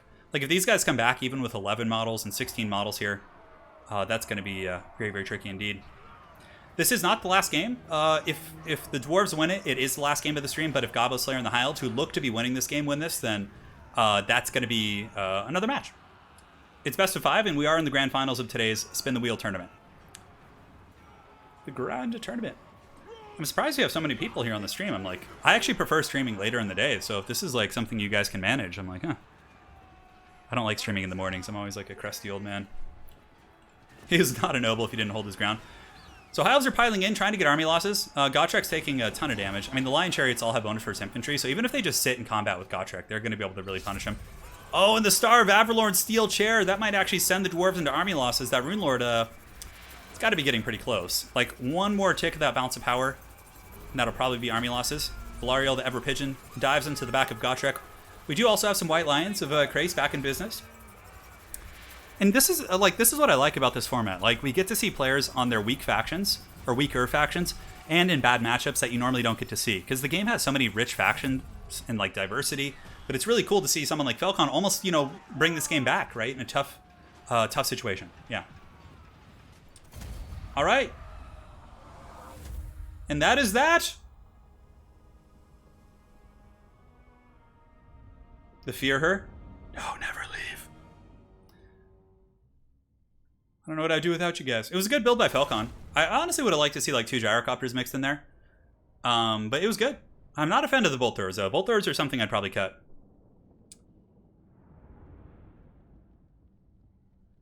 You guys can take it on Fridays and Saturdays, yeah. That's why I've always wanted to like live in Europe, because I'm like, I could just stream for you guys at like in the middle of the day. Yeah, right now it's like, yeah, middle of the day, give or take. So Goblin Slayer gets on the board. We got a 2-1 series, which is great. Falcon deserved that one after getting a lot of good matchups earlier. All right, let's go ahead on Prague. All right, so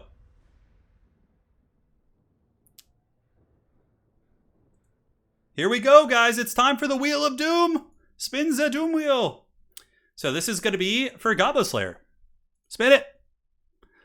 Oh, Goblin Slayer, what are you going to get? The Lizardmen for Goblin Slayer.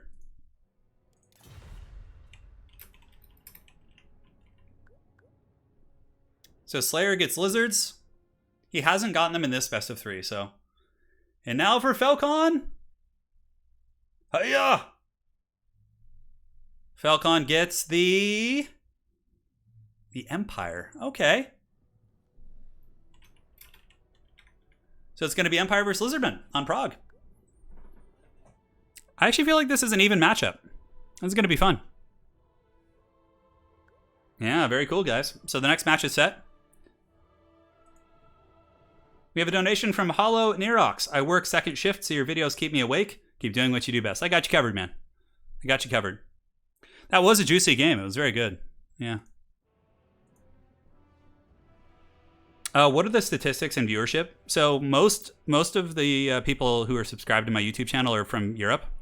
I think America, like the United States, consists of like 35% of my audience. Like Europe is like 55, and the rest is kind of all over the planet. But yeah, Europe is definitely the biggest viewership demographic for my channel, at least.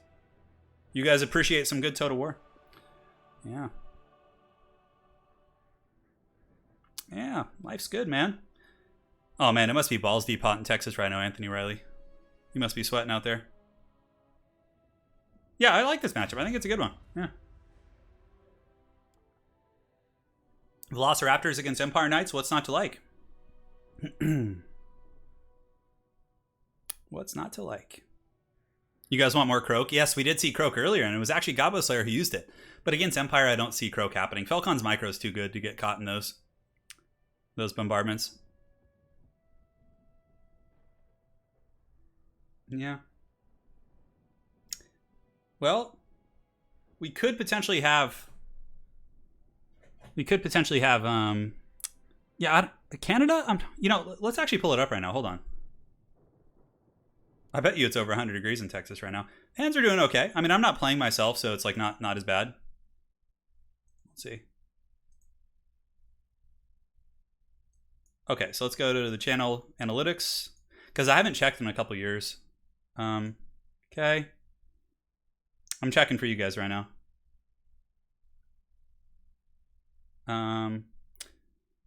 Okay, you guys ready for the age and gender? 98.3% of the people on my channel are men. 1.7% are female. It's probably pretty normal for Warhammer channels. The biggest age demographic on my channel is 25 to 34 years old with 54%. That's the most common. Okay. So the top countries. See, the thing is, for Europe, I have to combine everyone because it doesn't say, obviously just EU. But yeah, the United States makes up 33%.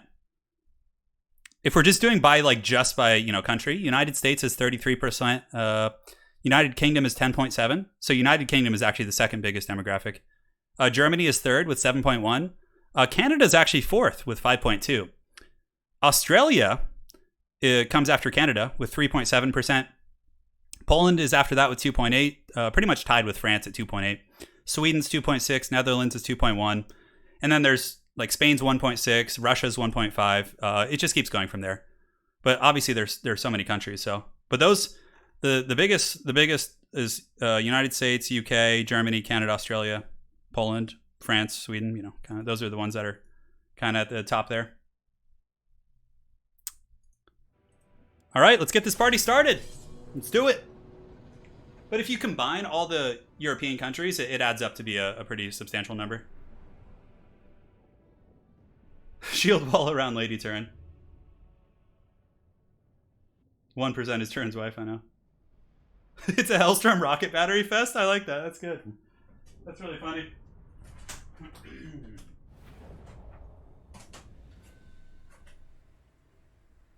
Yeah, there's folks watching from I could go through every single country, but it would take. I mean, Ireland is there barely no, but it's just further down. It's like less than 1%. Yeah.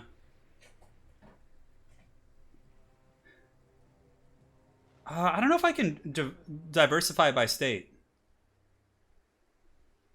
From Algeria, that's interesting. Hang on. I'll look one more time. I mean, okay, so is this all time? Okay, hold on. Is this all time is the question, or is it the past 30 days? Okay, no, that's just the last 30 days. Let's see what lifetime is. So lifetime is a more accurate demographic. So I'm loading it up right now for you guys. Okay, so the all-time top 5 countries that watch my channel, it's USA, UK, Germany, Canada, and Australia. That's all time. The other one I showed you guys was the last 28 days, but all time it's USA, UK, Germany, Canada, Australia, followed by Sweden, Poland, France, Netherlands, Denmark, Spain, Italy, Russia, Norway, Finland, Belgium, Austria, Czech, Brazil, New Zealand, Switzerland, Ireland. So I'm just going down in descending order then. Philippines, Romania, Turkey. I mean, I could keep going. But that's all time. Yeah. All right, guys, that was fun. A little bit of a old history there. Sorry, guys, I'm just getting everything set up. Perfect. So for the forces of Sigmar, do I have the wheel up right now? Hold on.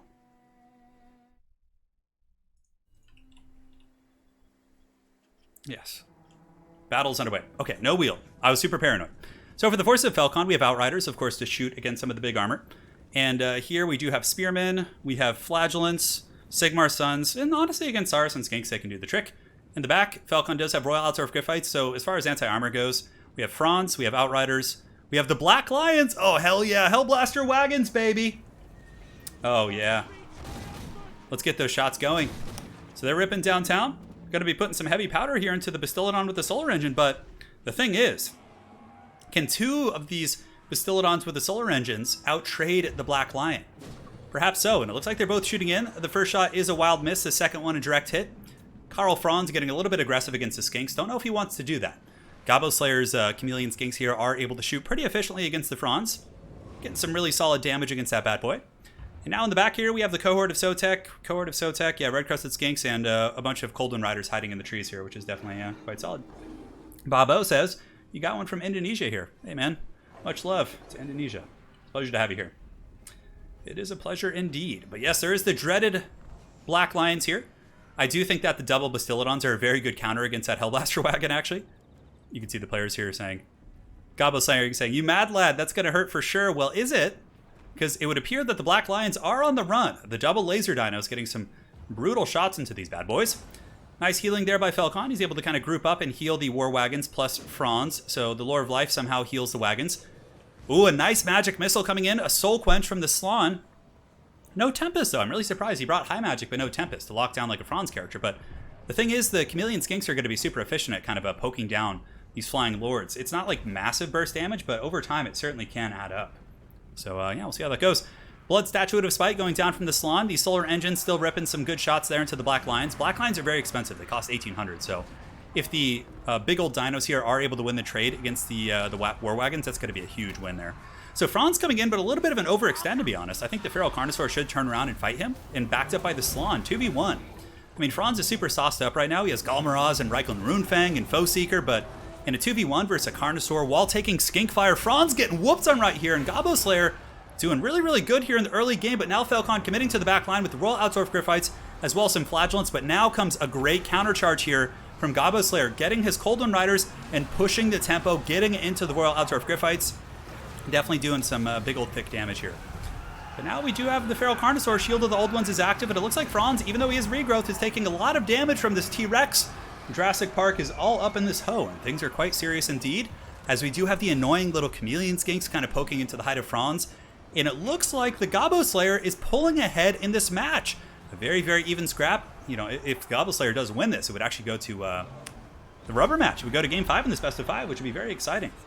So here we do have the Chameleons kind of in the pits, you know, trying to give some mass here to allow this Feral Carnosaur to fight. There still are a fair amount of the Empire Heavy Cab, but the Coldwind Riders of the Lizards are also in good shape. One of the solar engines is quite low. One of them is a little bit beat up here. It's being chased down by a Jade Wizard, potentially routed off here, but Franz is somewhat on death's bed as well, and the Lizards have won many of the infantry fights. That was a really, really messy engagement for sure. Really, really messy one. But that Bastillodon might actually come back if the Slon of High Magic is able to cast like an Apotheosis on him. Look, it's like a roadblock. That Slon, this Bastillodon's trying to run, and his guy's like, no, brother, do not run. Stay and fight. I got you with my horn. He's like keeping him in the battle, which is hilarious. But yeah, it's looking like a pretty solid dino game. I mean, the engagement went very, very well in terms of the Cav. Falcon had to push in his Griffites to help Franz, but then the Lizards had the counterpunch. On top of that, the two Feral Bastillodons were a very, very good counter against the Black Lions. Now the Black Lions are being chased by a Manticore Summon, which is also really rough for such an expensive unit. But the Manticore Summon will disappear fairly soon, but not before it actually takes out another one of the Black Lions models. The Chameleon Skink battle line is still in great shape, which means if Franz wants to even poke his head in, he's going to get poked down super hard by those Chameleons. So really good play here. And that Slon, you know, he probably still has some magic missiles as well. You could probably use them to blast this last war wagon here. He can use it against Franz. The Outriders can't really even get it too close, because if Gabo Slayer is paying attention and can pull in his Chameleon Skinks, he can kind of poke them back as well. Yeah, and the Lizards still have a ton of infantry too. Franz going in for one last hoorah. Did you guys like that? The Bastillodon providing emotional support, like, no, brother, honor is all, stay and fight. So here are the Chameleon Skinks shooting up into the Franz. Franz in his mullet, taking a lot of fire for sure. Stand your ground and Foe Seeker activated. And some of the Lizard front line is buckled off, but I mean, despite all of Falcon's efforts, I just don't think he has enough to kill all this. There's Cold One Riders, there's a T-Rex back there hiding in the trees. The Bastillodons are both still shooting, and you know, there's a little annoying Skinks chasing here. Franz definitely just going in with Cold One Riders could probably take him out, but a blast directly in the side of Franz from that dino right there. Brutal damage coming in. And Franz is forced back once again. And things are getting hog wild, guys. I do see the donations. Thank you so much. I'll make sure to get to those right after the game's over. This is quite a heated one. But the Cold One Riders going downtown, charging into the Jade Wizard, perhaps to trap him. Franz takes another shot to his back. Falcon has certainly bled a lot of blood here into the life of Franz with the Earthbloods and Regrowth, but I don't know if it's going to be enough, as he's very, very low at this point. Charging in, but this is the cohort of Sotek fighting the Sons of Sigmar. A very fun matchup indeed. Empire has a fair amount of troops left, but they're just being darted down by hordes of Skinks. These little annoying guys right here. Just you see all the state troopers just being taken out, which is pretty intense for sure. I mean, what do we have? We have the Royal Altar of Griffites, the Salon, and the T-Rex are going in there, but pretty much anything that isn't immunopsychology is going to be terrorized here. Franz takes another shot from that freaking Bastillodon. That guy is a marksman. But Franz gets a huge blow here onto the Feral Carnosaur, which is given cold blood. Great play there by Gobbo Slayer, making sure that his Feral Carnosaur doesn't break, and the Franz falls. And Gobbo Slayer is going to normalize the series 2-2. We're going to the rubber match, baby. Grand finals. Oh, yeah. That was great. Greece is watching as well. I've actually been to Greece. I loved it. Lady Turin and I went there, and we went to Crete. We had a great time. We went to the temple, and we went to Spinalonga. Yeah, I had a great time in Greece. It was amazing. And the sea was just beautiful, man. The landscapes. I loved Greece. It was a really, really good time. Great people, too. All right, so now let us update this. That is 2-2, boys. We're going to the big final. So we have a donation from Alex Sear for $13.99. Alex, I feel like you've been around for forever, brother. Thank you. Hey, Turin, I'm restarting my Necron's army and got a buddy into 40k. He wants to play the most Canadian-esque Space Marine chapter. Any recommendations? 100% the Salamanders. 100%. Tell him to play Salamanders. That is the most Canadian chapter. Hopefully that answers your question, Alex. And Aussie Shinobi, love the streams, Turin, and always remember with the mullet, it's business in the front, party in the back. Hell yeah, baby. Hell yeah. All day. All right, so let's get back to the lobby.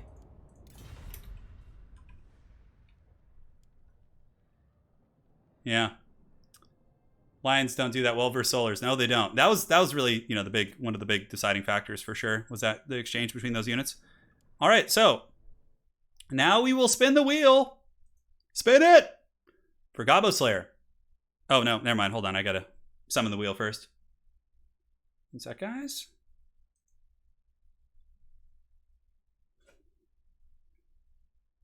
Oh man. Salamanders are the most Canadian chapter, Alex. Yeah, for sure. They're like one of the only Space Marine chapters that's kind of like benevolent and nice. Yeah. Dude, and they're like the best competitive faction right now. I'll feel bad for your Necrons for sure if he picks the right units.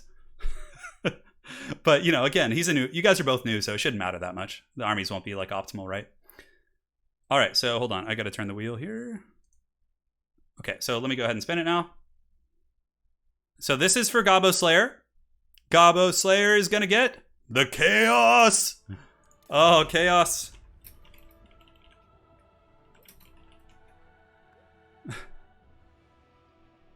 Go hard. All right. So Gobbo Slayer gets Chaos. And now for Falcon, the Doc Master himself. Spin the wheel. It's for your boy Falcon. What's he going to get? And greenskins.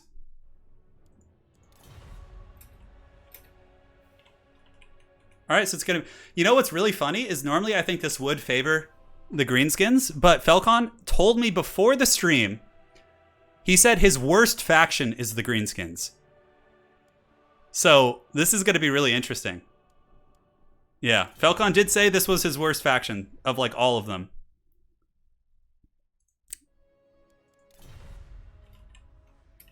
All right. Well, they know the drill. Oh man. Immortal Square. If he doesn't own Chaos, then we'd have to re-roll, but he does own them, so.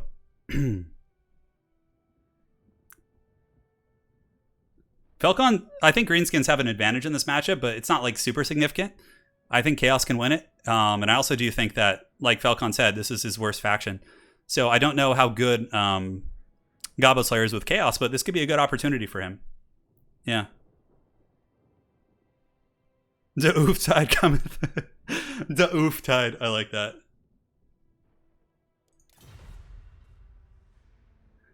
Oh no, Gobbo Slayer saying what trades well into.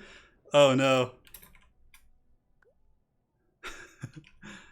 Chaos can win it for sure. But I can't help.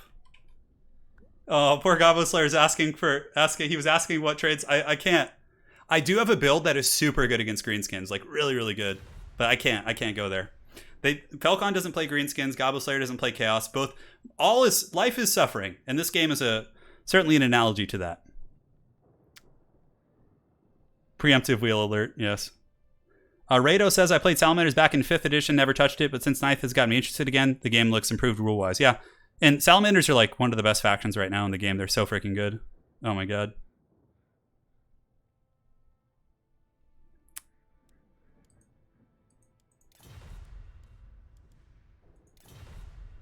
So let's see what he picks.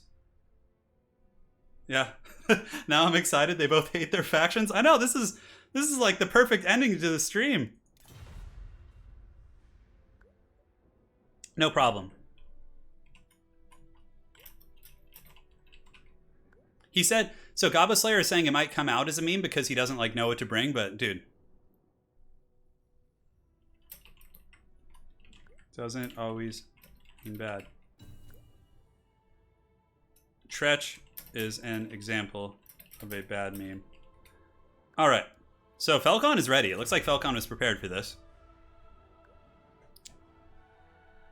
Yeah, Dan Haas, if I can remember, yeah. Man, this is fun. Forsaken? No. You know what I actually like to use, and as soon as I start the game, I'll start talking about it. Falcon says, all right, I think that's a build. It's so funny. I was in chat with Falcon and Aerocrastic like right before the tournament started. I was like, Falcon, what would be your worst faction to get? And he's like, greenskins. I'm like, oh, wonder if you're going to get him. It's a 1 in 15 chance every time the wheel is spun. So, you know, it's something. Hadries says you can't go wrong with Grimgor. You know, Hadries has a very valid point. Grimgor against Chaos isn't bad, you know, because Chaos is going to fight you in melee. So at least Grimgor doesn't get kited as much. Hadries and his wisdom.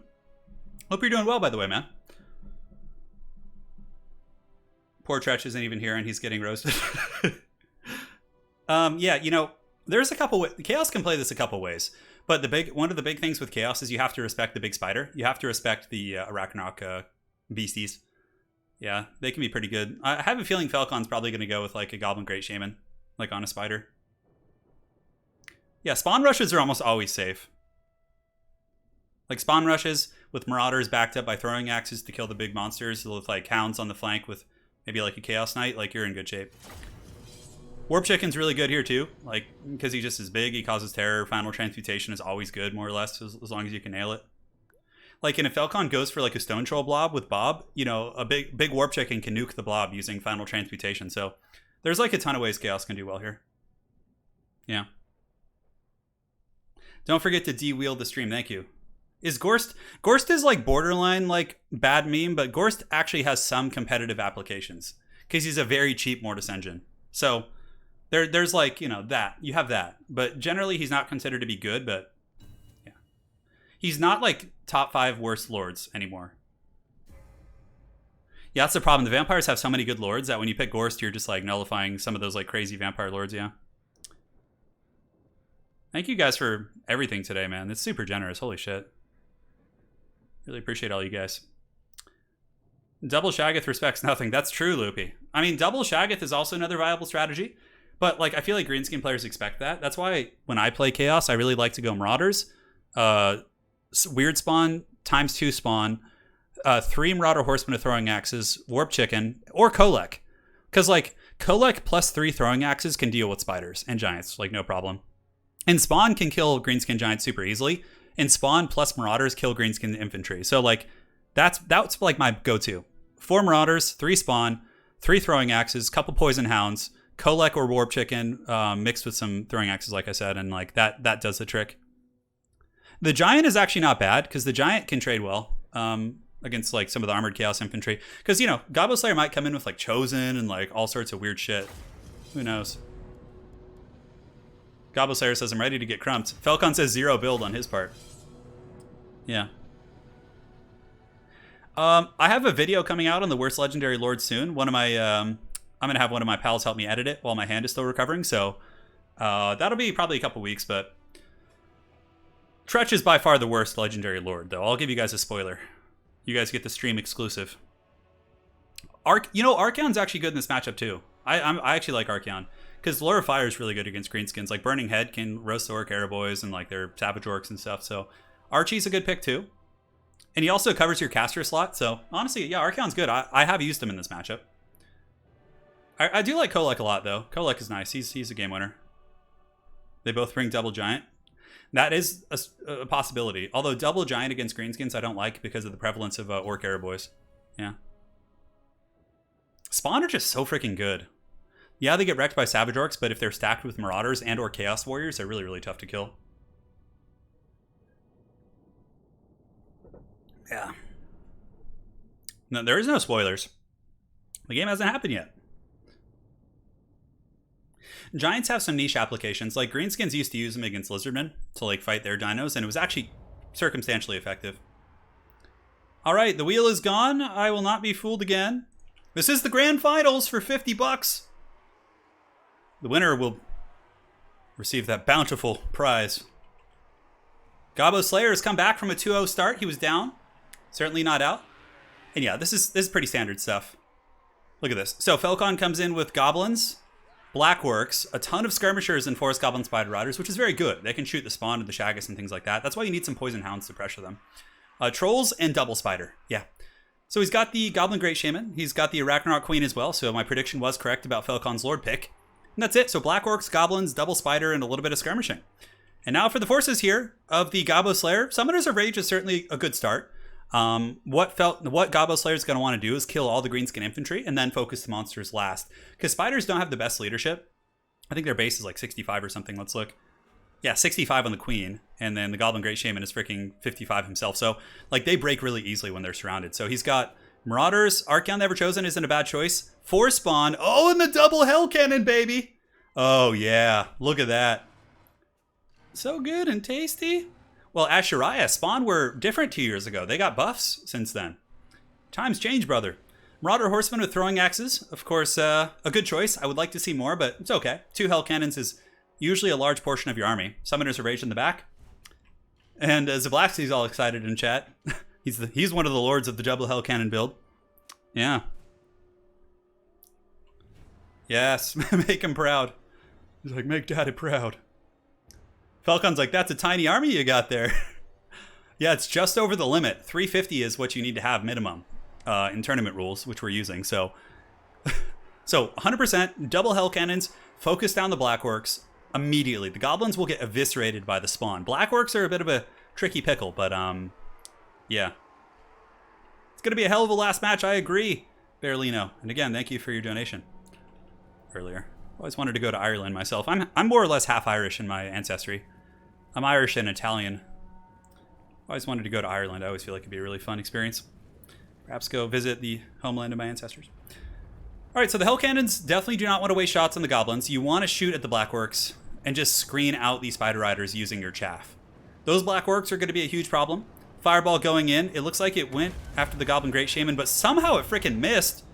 One Hell Cannon hits the Blackworks, the other one makes contact. Nice shot so far. It'll add up. Once they get like a really direct hit, that's when things are going to get really, really spicy for sure. So this is a good play here by Gobbo Slayer. Just use the Chaos Marauders to kind of screen out the Goblins. Keep Archie over there for a little bit of emotional support for those Marauders. Should be all good.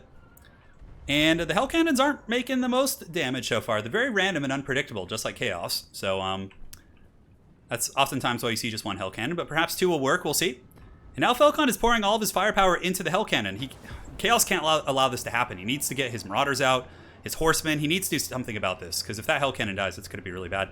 The Hell Cannons are finally starting to get some good damage in. You know, they're going into the Blackworks and starting to get it all going a little bit. So Archaon does charge in, but he gets attacked by some of the trolls. Summoners of Rage are pushing out. I don't know if Falcon sees this. Yeah, he needs to keep that Hell Cannon going. Like, that's a huge investment to lose that early. So it looks like a couple of them are still here. I think advancing the spawn isn't going to be bad. Spawn will hurt trolls pretty bad. Blackworks are both down to about half health. Blackworks cost over 1,000 gold, a little bit less than Hell Cannon, so a Hell Cannon needs to do about a Blackworks worth of damage to really pay for itself. And now Archaon is being attacked by the Goblin Great Shaman. And, you know, honestly, you could turn around and fight this. It wouldn't be bad. Summoners of Rage are just kind of clubbing some of the Goblin Wolf Rider archers, which I suppose isn't a bad free pick. But this Hell Cannon crew is getting wrecked super quick here. And Archie's able to get some damage back on the Goblin Great Shaman. He's staying here. Don't even try it as active, which... Oh man, Falcon kills the freaking Hell Cannon with the Forest Goblin Spider Riders. That should not have happened. And look at this, Spider Hatchlings are actually summoned to attack the other Hell Cannon. But, you know, at least in Chaos's defense, the Hell Cannons were able to take down some of the Blackworks, but he needs to really, really protect this last Hell Cannon here. Super important. So now we have a big old blob fight. Gorkle Fix-It is activated, Archaon helping against AP Gloonies. Trolls are piling in. Spawner fighting trolls as well. And now the Blackworks are almost in combat. Throwing Axes definitely just want to park and sit at the Arachnoid Queen or one of those other targets. And Summoners of Rage need to go, like, right here. Summoners of Rage need to go in there and fight the Goblin Great Shaman and or these other units. But remember, neither of these players play these factions. Falcon doesn't really play Greenskins, nor does Gabo Slayer play Chaos. So they're kind of learning on the spot. A bit of an improvisation challenge. Nice Hell Cannon shot right into the face of that big boy right there. These Chaos Spawn, of course, will do the best job they can trying to hold things back. Balance of Power is, I would say, a little bit Greenskin favored. It's not point of no return yet. As you can see, a lot of the Greenskin troops are getting roasted off here. But yeah, losing the Hell Cannon there, definitely pretty disastrous. He doesn't have too much mobility to try and stop it, but I like the direction his build was going for sure. So here it looks like there's going to be a Burning Head. Not a Burning Head, but a Flamestorm. No, Chain Lightning from the Summoners of Rage. It goes the wrong way, unfortunately. Maybe he's able to rout off some of the Spider Hatchlings. Archaon is going in on the Arachnoid Queen, getting some damage in there. Summoners of Rage definitely could be very helpful. And Balance of Power is Greenskin favored, but like I said, I don't think it's over. There's still Spawn. There's still a Hell Cannon going, which is still blasting away. But Falcon gives a nice move order. So he basically grabs all the Spider Riders, and he's going to come around and attack this. So we'll see how quickly the Gabo Slayer is able to react and come defend this Hell Cannon. Because if he loses this Hell Cannon, I think it might be game over. But if he can maximize its value and at least keep shooting, I think he could be in better shape here. Anyways, Archaon Never Chosen. The Slayer of Kings is active, and you can see the Arachnoid Queen actually took some substantial damage from the Summoners of Rage, who, of course, are anti-large specialists. And now the Goblins have parked around the flank. They're shooting at the Chaos Dwarves here, and the Marauder Horsemen have rushed to intercept these Spider Riders, but it looks like they're not having the best of time doing that. And as such, Archie's going to be coming back, but the Greenskins are actually kind of getting roasted in the front line as well. I mean, all they have left are a couple Blackworks really here.